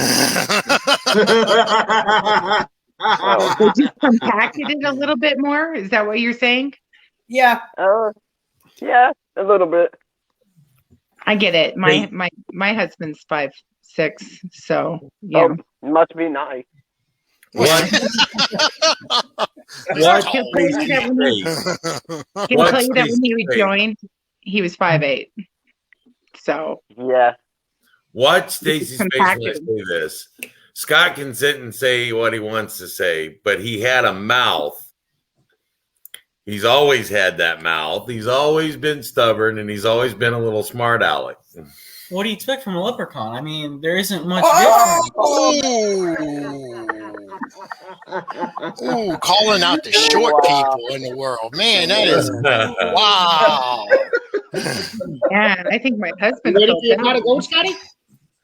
Man, I can see the hate mail coming to your house, Tim. You better run. Mr. Scotty Too Hottie. You know how I get back at that, right, Mason? Oh, I the next know. time I know. You know me with your pot of gold, right? No, so the next time when you're playing your video games and I come over to the house, I'm going to have my tutu with me, and when you're not paying attention, you're going to get a lap dance, if I can say that on the show, but I just did. Hey, Tim, Crystal, make sure you get a video of that. Yeah. I want to see it. Hi, Jenny. Okay. So Mason, you like video games, right? Yes. Is it because there's so much light and so much activity and it helps you focus? Yes, and it's because there's usually a similar pattern between video games. It's usually the same kind of style. So I usually grasp it really fast, and it makes it a lot easier for me to do that. Plus, I can also communicate a lot easier online than I can in person, personally. Andy likes to shoot people on Call of Duty. Oh, yeah. So that's always fun. Hey, I like shooting zombies, so that makes two of us. That makes three. I'm a video game nerd. I'll say it. I sit in front of my Xbox nonstop. He's PlayStation right now, but he goes back and forth. Yep. Mine depends on the processing and the speed and. Yep. Yeah, that's my son. He's got what? PlayStation 4, PlayStation. He's got them all with 1, 2, 3, and 4. He's got the Nintendo. He's got he's got the little what they call them things? Game Boy extra duals. He's got the PlayStation Portable. He's got. I mean, you name it. He's got them all, and he's got games for them too. He's a and 90s he's always kid. looking for the next one. He's always looking for the next one. That's awesome. He still has like the old like the Game Boys and the Nintendo. I mean that's a true '90s kid right there because that's what I got too. Oh, yeah. That's the original Nintendo came out of the '80s, and I think that the Game Boy did too. No, I got the 64 Nintendo 64. That came out Oh, that's my favorite system right there, the 64. Hell, I seen Atari come out, man. I was seeing Atari. Chris I seen when he have an Atari. Oh yeah, Atari is. I have a full functioning one back from the 70s. I seen that stuff come out, and I got one, an Atari. My favorite the thing. joysticks. Oh yeah, I was My bad favorite at it. thing. I hook up the too. Nintendo, and I just kick the boys' butts in Mario. I can close my eyes and I can do it just by the music and the rhythm and the sound and it's the pattern of the game. And I kick my boys' butt every single time. They'll even tell me to jump to war, even if I have to go through like the world from beginning to end, instead of jumping worlds. Yeah. I still remember. I think we can Are take their any of brain you guys from familiar with the Odyssey? Odyssey 2? That's what I have. It's an old game system. I've never seen that before. His buddy likes to come over with his PlayStation VR, and they have Howard. You're really gonna love this one. They have this game where it's like a ride, and you're riding. It's all virtual reality, and you shoot clowns. Oh yeah. Oh, I love that. That could be your new favorite game, Howard. I know, man. That and dolls, man. We put them both together. It'd be awesome. Your absolute 100% fabulous favorite. This is what I have. This is the first gaming system that I ever played on. I still have it. Wow. That's pretty awesome. Yep. The first one I ever played on was at my buddy's house. Well, no, I played on Atari first, and then my buddy had an old Commodore 64. I remember those. That was the stuff, man. First gaming system I played on was a stick in the mud, and I would draw things in the mud, and you just kind of put the mud on top of it and make it stand up like that. And you get your little army soldier, and then you stick firecrackers underneath them and light them, and pow! It'd be like You're hoping to deploys. Yeah, I remember those. Yeah. Well, I got you guys all beat, because I'm a gamer nerd just like everybody else. Okay. Here it comes. I have the Star Wars edition Xbox 360 that makes R2-D2 noises. Oh, I said it. I love you. We do. So Scott, how did you get like Go booked? show some grass. Blake said, because when I mentioned about a true 90s kid, he's like, what do you mean true 90s kid? I just turned 19 today. I played every single system. Good. Well, good for you, Blake. Poor Stacey, she's like lost in the middle of all this. She's like, what the hell are y'all talking about? Y'all brought me here as we got off on a autism tangent. awareness. Now we all Welcome to the 13th dimension. Howard, I can relate to your son because I have a whole bunch of gaming systems in my room as well. I got the original Nintendo, the Super Nintendo, the 64. I got the Sega Genesis, the PS4. I got them all. The Nintendo DS, 3DS. The scary part is if one of them breaks, Howard has to go find a replacement. Uh-oh. Yeah. Howard be online Googling all kinds of stuff. This is why I got my 'Cause kids into Dungeons and Dragons too. So at least if the game systems broke, we still had paper and pen and imaginations. There you go. That's what I'm talking about. See, she's hitting it. Yeah, done D&D.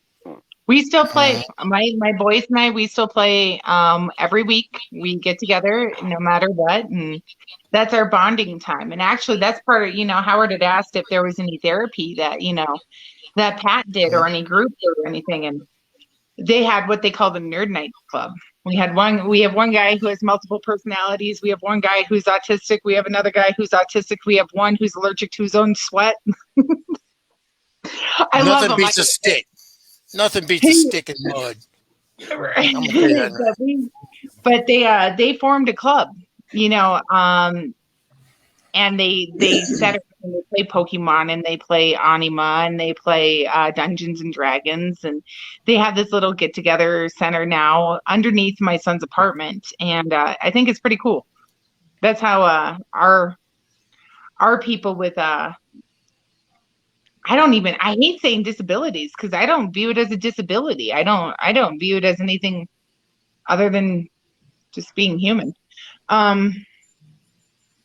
But that's where our kids get to go to get together, and to bond and to have some socialization amongst their peers of like-mindedness. Is that what I want to say? Awesome.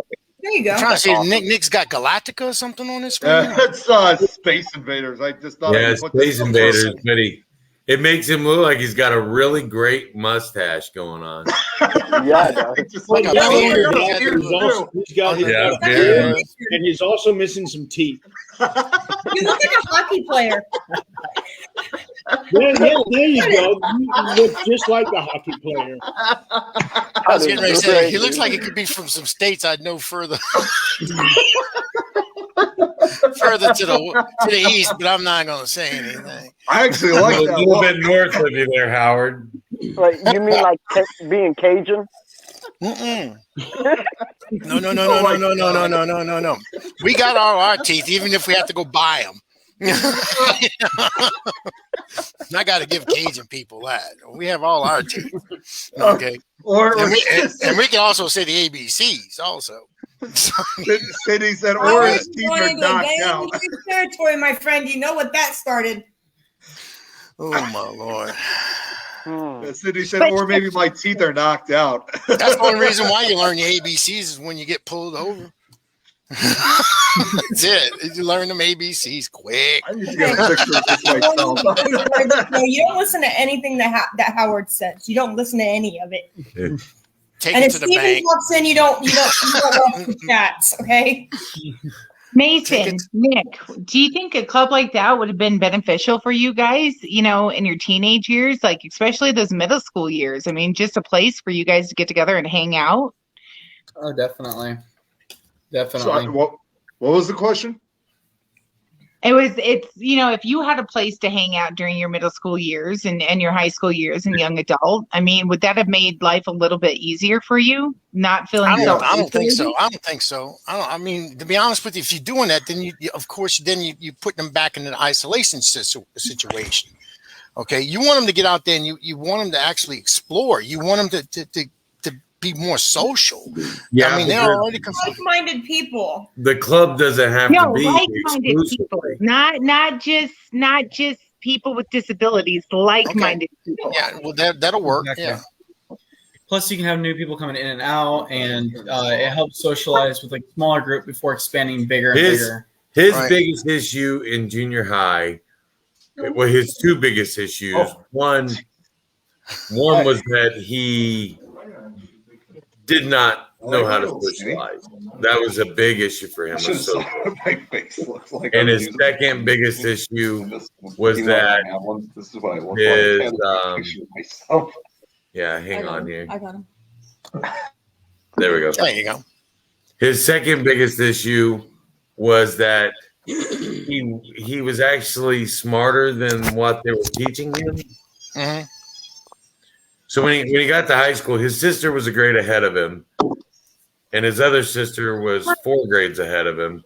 And he was helping when he was in junior high. He was helping my oldest daughter with her senior math class, and he was in the same class as his older sister was for math. She was a sophomore and he was a freshman, and they were in the same class. Yep. So I see Nick Oh, that Dad's with explains him. everything now, Crystal. That explains everything. What? I'm like in the world here right now. What does it explain? The whole family dynamic. Did you ever pick on your sister because you were doing her work? All the time. He still does. Oh yeah, definitely.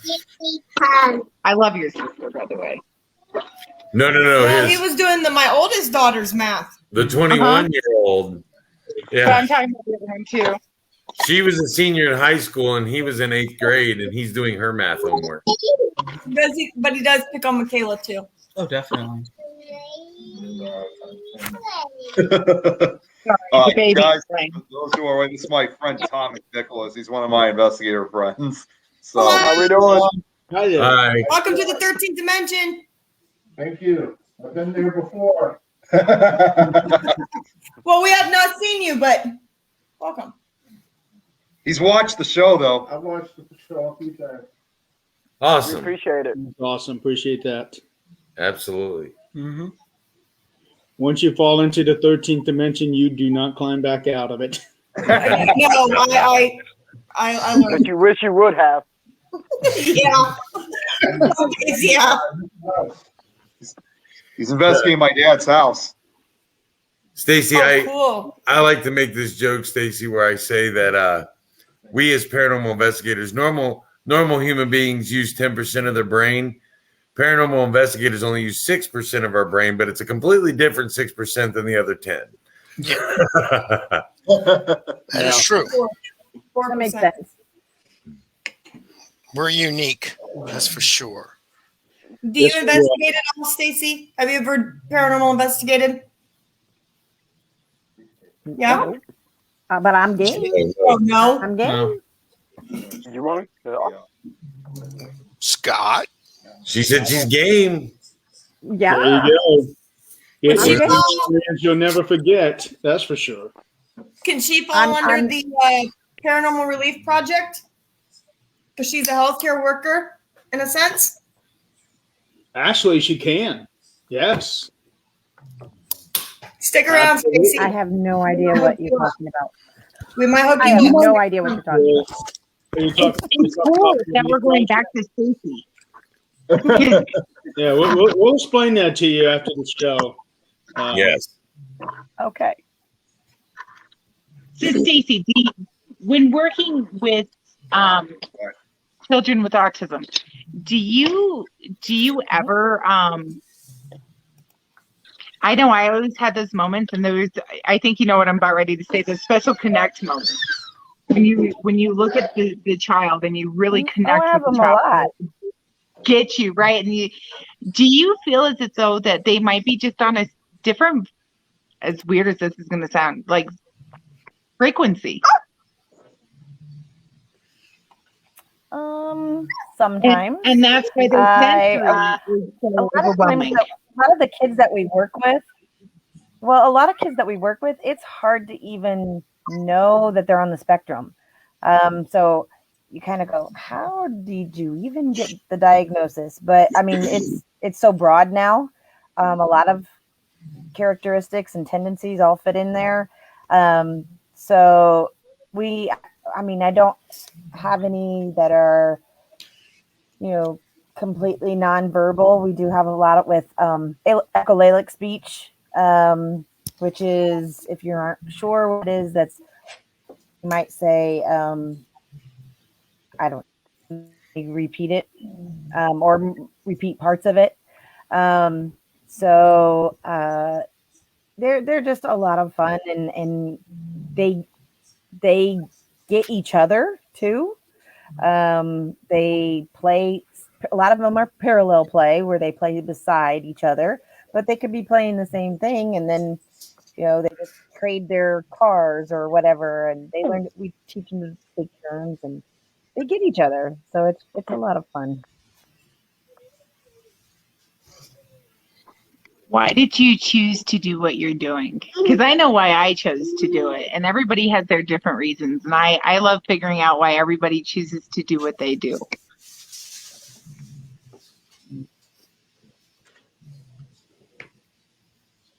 Well, my story is a little different. Like I said, 30 some years ago, I was in a special ed classroom, and I was the assistant, and then I became a teacher, the teacher for 17 years. And then I was in Florida, and we moved back up to the, and I have a son self who has special needs, but he doesn't quite fit the spectrum. According to psychologists, 100% agree. Something called trisomy 6, and it also entails a lot of behaviors, and he doesn't understand social cues, and he has a mild cognitive disability. So when I came up here to Indiana, and this just job opportunity just kind of fell into my lap, I was like, I can learn some new skills and bring them home, and that's really what I've done. I've learned a lot of ABA skills and techniques and brought them home to help my son. So it was kind of a little different way of, or different reasoning, because I needed some other tricks in my book that I didn't have. No, I agree. That's one of the reasons why I did it. I recognized in my both my younger, well, they're not my younger ones anymore, but at the time, both my younger boys, I'd recognize, the signs and everything else. So I jumped on board, and I really wanted to get ahead of the game, I guess is what I'd say, to learn, to see what I was going to be facing, and to see if I could learn anything from each individual, to open my eyes more. No, we're not. Speaking of leprechauns, Jenny Sullivan's from Ireland. She's in the room, and she says, Jan, can I ask you, what did you mean by different plane? Do they think or feel differently in a different way? I've noticed both. They think a very different way than we do. I mean, if you can imagine eliminating, hi, sweetheart. If you can imagine eliminating emotion out of everything, just imagine eliminating that one simple factor of emotion, right? That's a different line of thinking. That's a different plane. You're on a different wavelength in your brain than what you and I are. And then I work with energy. I mean, everybody here probably knows that. And I noticed that when sensory disorders are very unique. Sure, they're all the same, but with each individual, they're different. So you may have, say, Pat hated being in crowds at this age. At this age, if he was in a crowd, he would just completely shut down. He would freak out, probably up until the age of 8, when we learned how to process what was going on around. and it's like working with energy. We have to isolate everything. You know, you have to say, this is the shopping cart. There's a video on YouTube that I encourage everybody to go watch, and it's through the eyes of somebody with autism. And what it's like just going into Walmart, you know, with all the sounds, the smells, the different brightness, the different temperature. But you often wonder, is it also all the energy that everybody else is giving off? And does it cloud that frequency? Does it cause that shutdown? You know, we talked about it, you know, Jeremy did earlier, you know, he thinks that maybe possibly his daughter sees his mom. My kids see things that I can't ever explain. And they see it differently. So what are they seeing? I would love to look through their eyes to see what they're actually seeing, to see if they do see the energy different than what we do and feel it. Mason, I'm sure you have a good sixth sense, right? Yeah, essentially. Nick? Yeah, absolutely. So, I mean, do you sense on a different frequency than say Scott does, or Tim does, or Crystal, you know, or Jeremy, or Howard, me, or Stacey? You know, do you feel differently? You know, it's all about senses. Mm-hmm. Growing up, I mean, I always felt like I you know, was different among other kids. I'm not just really saying that for the disability. I just felt like I just looked at things a lot more differently than other kids would. So whether it was right or wrong, it didn't matter to me. That was just something how I just viewed it. Mm-hmm. And that's the way Derek is. You know, Derek, my 15-year-old, he has a mindset, and that's just the way that he's going to go with it. Nobody's going to change it until he proves himself different. With him, he had a really hard time not taking everything everybody said personally. Mm-hmm. Other kids would, even kids that were his friends would be like joking with him, like, "Oh, you big wimp," or something like that. He took it personally, like a personal attack toward him. Because you took it literally. Because you don't understand the sarcasm, and you don't understand that's that social skill. That's those social skills and cues that you don't understand. That tone of voice, the slight way that we hold our face when we're joking. You take it as, well, why are they making that funny face? And that was really mean of them to say. He gets it. He gets it now because he's a smart aleck right back. So Scott knows. He's been picking on Scott the whole episode. But, I mean, especially with all this talk about him being a leprechaun. And most of the time anyway, so. But it was something that you had to learn, wasn't it? Yeah. You just developed it slower than the rest. Yeah, because my brain is mostly, your brain was meant for math. Yeah, my brain is mostly analytical. It's mostly numbers and things like that. So it's harder for me to learn emotions, but it's slower. But I get it eventually. You got it eventually. I got it eventually. Oh, there's some stuff. He's still working on some things. Yeah. Like, if you wouldn't have said Mason was autistic, I would have never guessed it. Same as Nick. I mean, they're so, you know, advanced. I mean, they really picked up a lot of stuff and they've learned a lot. So I mean, you can't say, I mean, they're autistic, but they're not autistic. You know, that's the way I see them. I won't judge a person like that. I look at them and that's the person I see. You know, so I mean, it's really like high frequency intelligence, if you will. There we go. Yes. I agree with that, because even if you're not smart in math, my goodness, every person with autism has that one niche. And if you can find that niche, they're gone. My nephew, Kenwood, oh my goodness, that boy loves space. And every year I used to get him big rolls of tin foil so he could make the Enterprise out of tin foil. And just that kid loves space. But if you go into his room, everything's perfectly lined up the way that it's supposed to be, you know, in the galaxy. And he can tell you all the constellations, star names, galaxies. It's just mind blowing. But he's not high functioning. It always seems like you just have to find their groove. And that My son did that with dinosaurs. I mean, he wouldn't give you like, well, that's the T-Rex. He'd give you the scientific name of these things, and he would know every one of them, the Velociraptor and all these stuff. And I mean, I'm okay. I don't know what the hell he was talking about. I mean, I had to go back and look it up. I mean, that way I could keep up with him. But yeah, he was the same exact way. And my daughter, her niche is she loves to explore. She is able to find her way into things that nobody has any business getting into.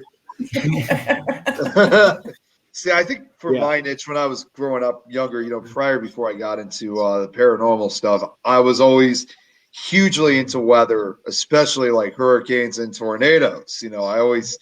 That was something I just grew up, learning about. And I always say, okay, well, this actually occurred in this year, or, this so again, it also has that historical concept to it. Uh-huh. Yeah, but did you also look for the pattern? Go ahead, Jenny. Some way. You out, you pattern seeker. Jenny wants to ask a question. I looked up what I needed to find back then. I had all my VHS tapes on this stuff. I still have them, in fact. We talk about that people with autism have the specialties. They like the patterns. They like certain things. But look at every one of us on this panel. We all have our own specialties. Mm-hmm. Mm-hmm. We do. Theirs just might be heightened a little bit more. That's true. That is true. Absolutely.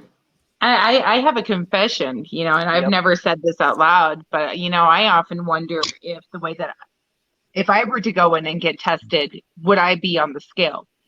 Because I don't look at the world the same way everybody else does. I don't feel the same way everybody else does. Emotion has a different meaning to me than what it has to somebody else. And I mean, completely different meanings. So I often wonder myself, did my boys get it from me? They think a lot like me. They act a lot like me. So I've often wondered if I'm not on the scale myself. Well, Jenny's asking, what are your thoughts on OCD with special needs? Without special needs. Without special needs. Without? Yeah. I think it can go both ways. I've never been diagnosed with any kind of learning disorder, but I do have depression, and I do have OCD, and I've been medicated for OCD because it got crazy bad. Uh-oh. Yeah. Mason has OCD, but it's Ghost. Yeah, Ghost has to make his appearance. It's interesting because people with mental disabilities, whether they have the clinical depression, whether they are bipolar, whether they are this or not, that I find a lot of them do have OCD, and I think it's because there's so much going on up here that if something's out of order, it's going to drive you crazy, and you're not going to figure out what it is. If I have something out of order, I go crazy. I have to have everything in line. Everything has to be on a schedule. Everything has to be running smoothly, and my kitchen has to be organized. My house has to be clean before I go to bed. I can't have anything on my mind, so everything has to be done. Does that make sense? Yeah. There's the ADHD mixed in with all of that. Me personally, I was like ADHD and hyperactive. Back then they called it hyperactive. They didn't know what ADHD was, but I was like so hyper. My third grade teacher, Mrs. Barnes, God bless her, she told she asked my mom if she could have me drink coffee before I came to school every morning, because coffee actually calms me down. Mm-hmm. Instead of perking me up, coffee makes me sleepy and tired and relaxed. Coffee mellows out my thoughts. Well, my twin is in here tonight.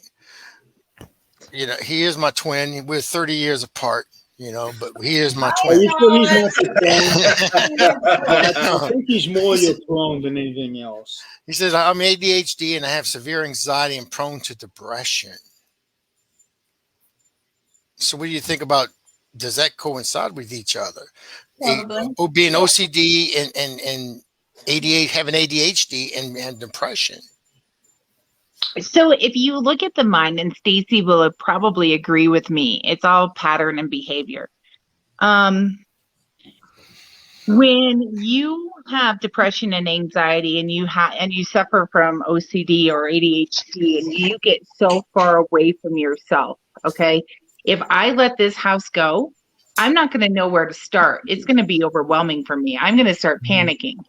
Mhm. Look at Tim and Crystal nod. You know, I'm sure Mason does the same thing. I'm sure Nick does the same thing. Your brain just literally shuts down. And that's when the depression kicks in, because now you're self-doubting, and then the anxiety kicks in because you know you need to get it done. And it's a struggle and it's a battle. Yep. Until somebody can step in and say, hey, breathe. It's all going to be okay. We're going to start at the dishes. Let's go gather all the dishes. Let's go gather all the trash. And I struggled with it, having so many kids through my house, that I learned how to let go of a lot. But now that there's not that many kids back in the house, everything has to be right again. Everything has to just, I'm going crazy because my house is not in order. So I can understand what's going on right now. I wonder if you can have selective OCD, because that's the way I am. I mean, I'll put things off on certain things, but when I get a project, it has to be done. It has to be completed. Or I won't be able to sleep. I won't be able to do anything. But if I just don't think about it, then I don't worry about it. You know, I don't have to. I mean, it's just I take one project at a time, and and if I don't want to do it, then I'll just kind of procrastinate on it. You know, then when I attack it, then it's just full force into it. Man. But you have that ability to turn it off. A lot of Mason and Nick don't. All right, guys, we're actually over on time. Oh yeah, we're fine. We're fine. All right, Jenny, one more question. And by the way, here's Ghost. He's doing really good. Ghost. Yeah, Ghost always has to make an appearance He anytime always we're has on. to say hi to Jenny.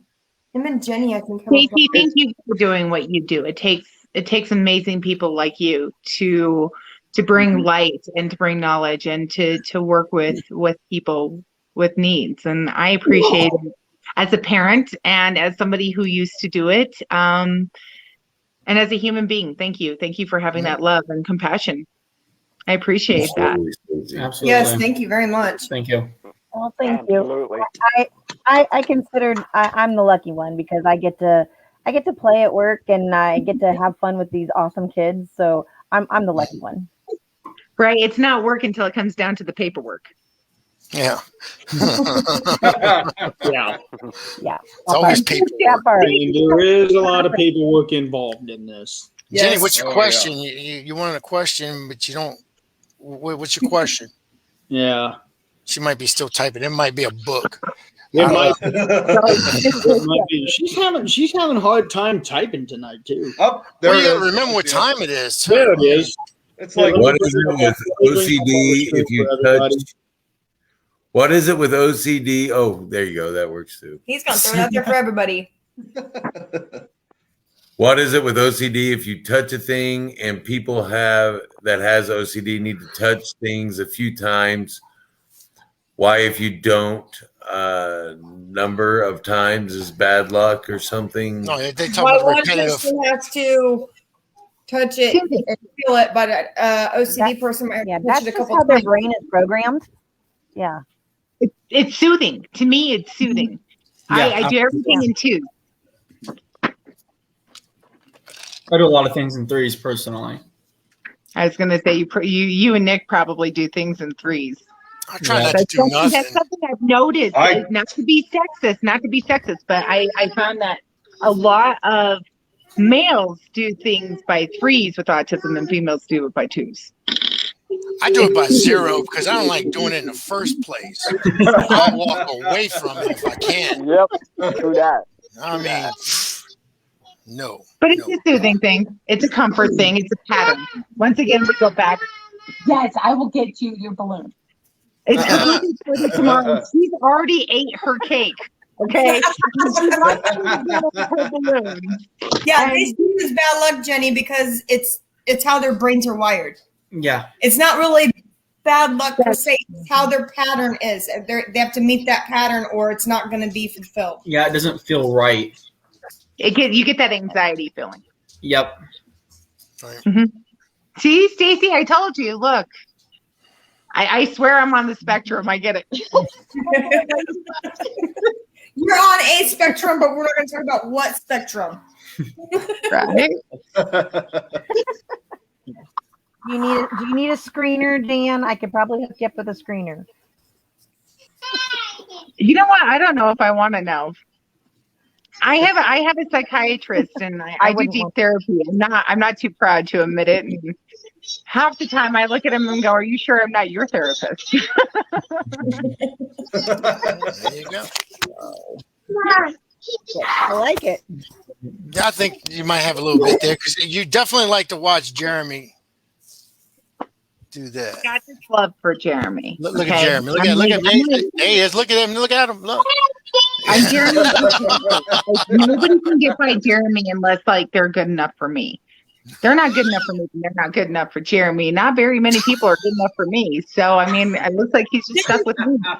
Didn't we have that conversation the other night with the three of us? Yeah, we did. Yes, we did. Wow. Wow. There's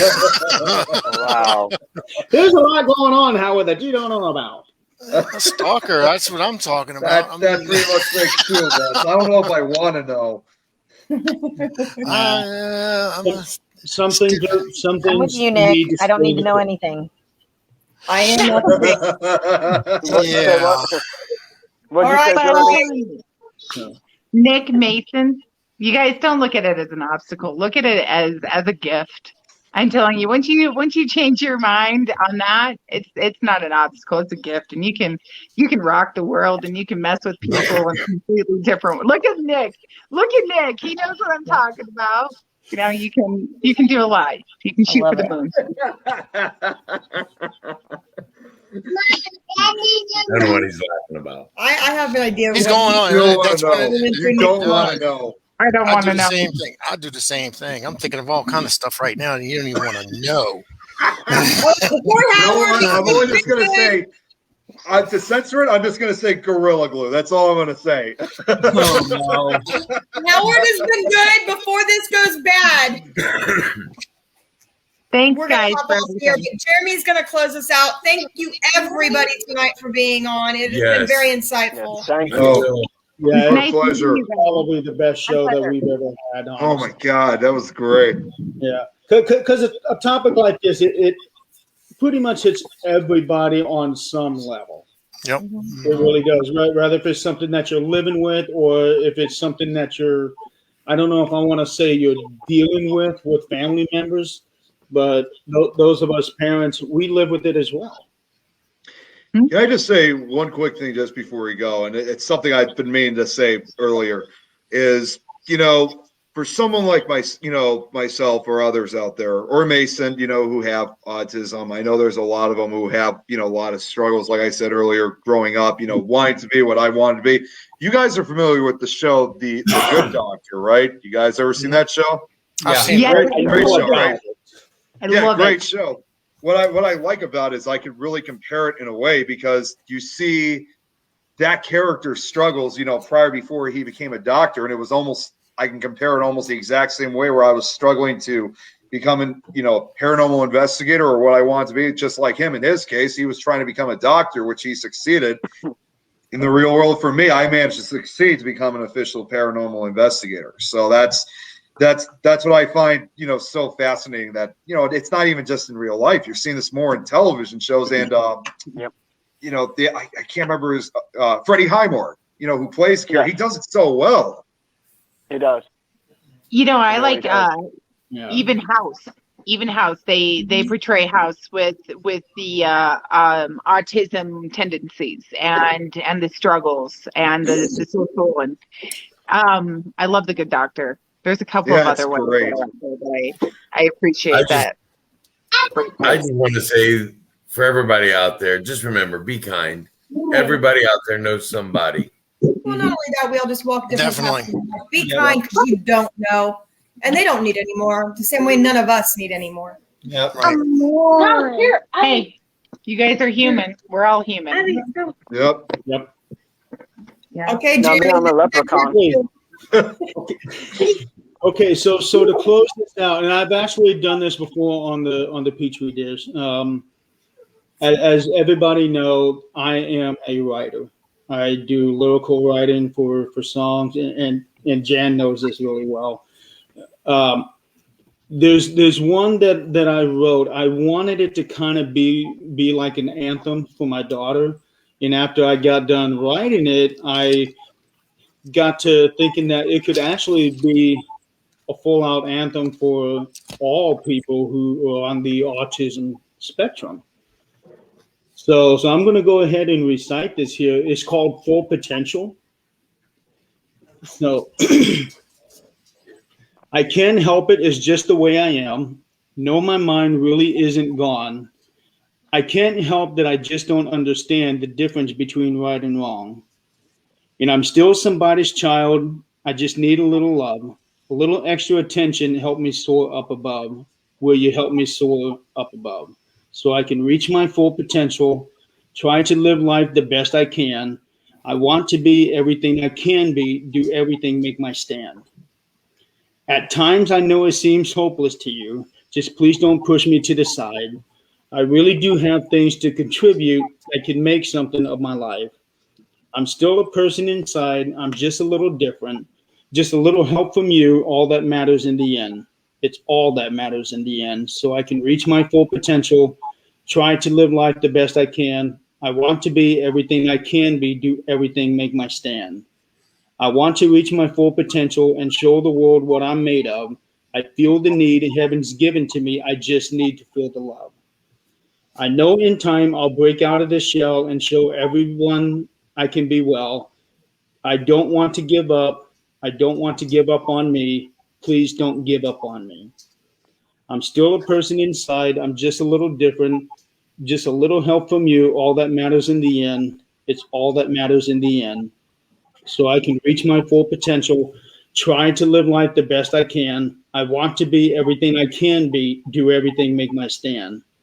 I want to reach my full potential and show the world what I'm made of. I feel the need heaven's given to me. I just need to feel the love. Please work with me a little bit longer. I am someone.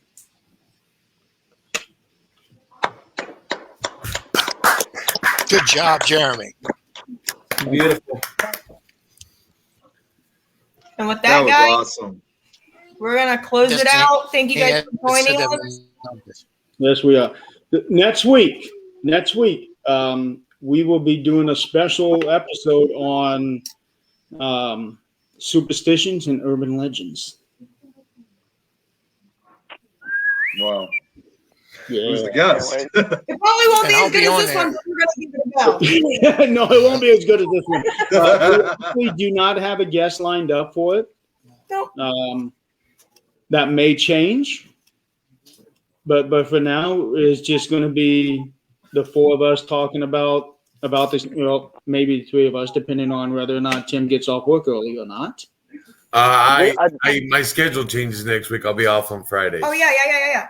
Okay, there you go. So it'll be the four of us talking about all kinds of fun things, superstitions, and no, we're not going to be talking about the Stevie Wonder song. If you have, can I mention this real quick? Let me switch the banner.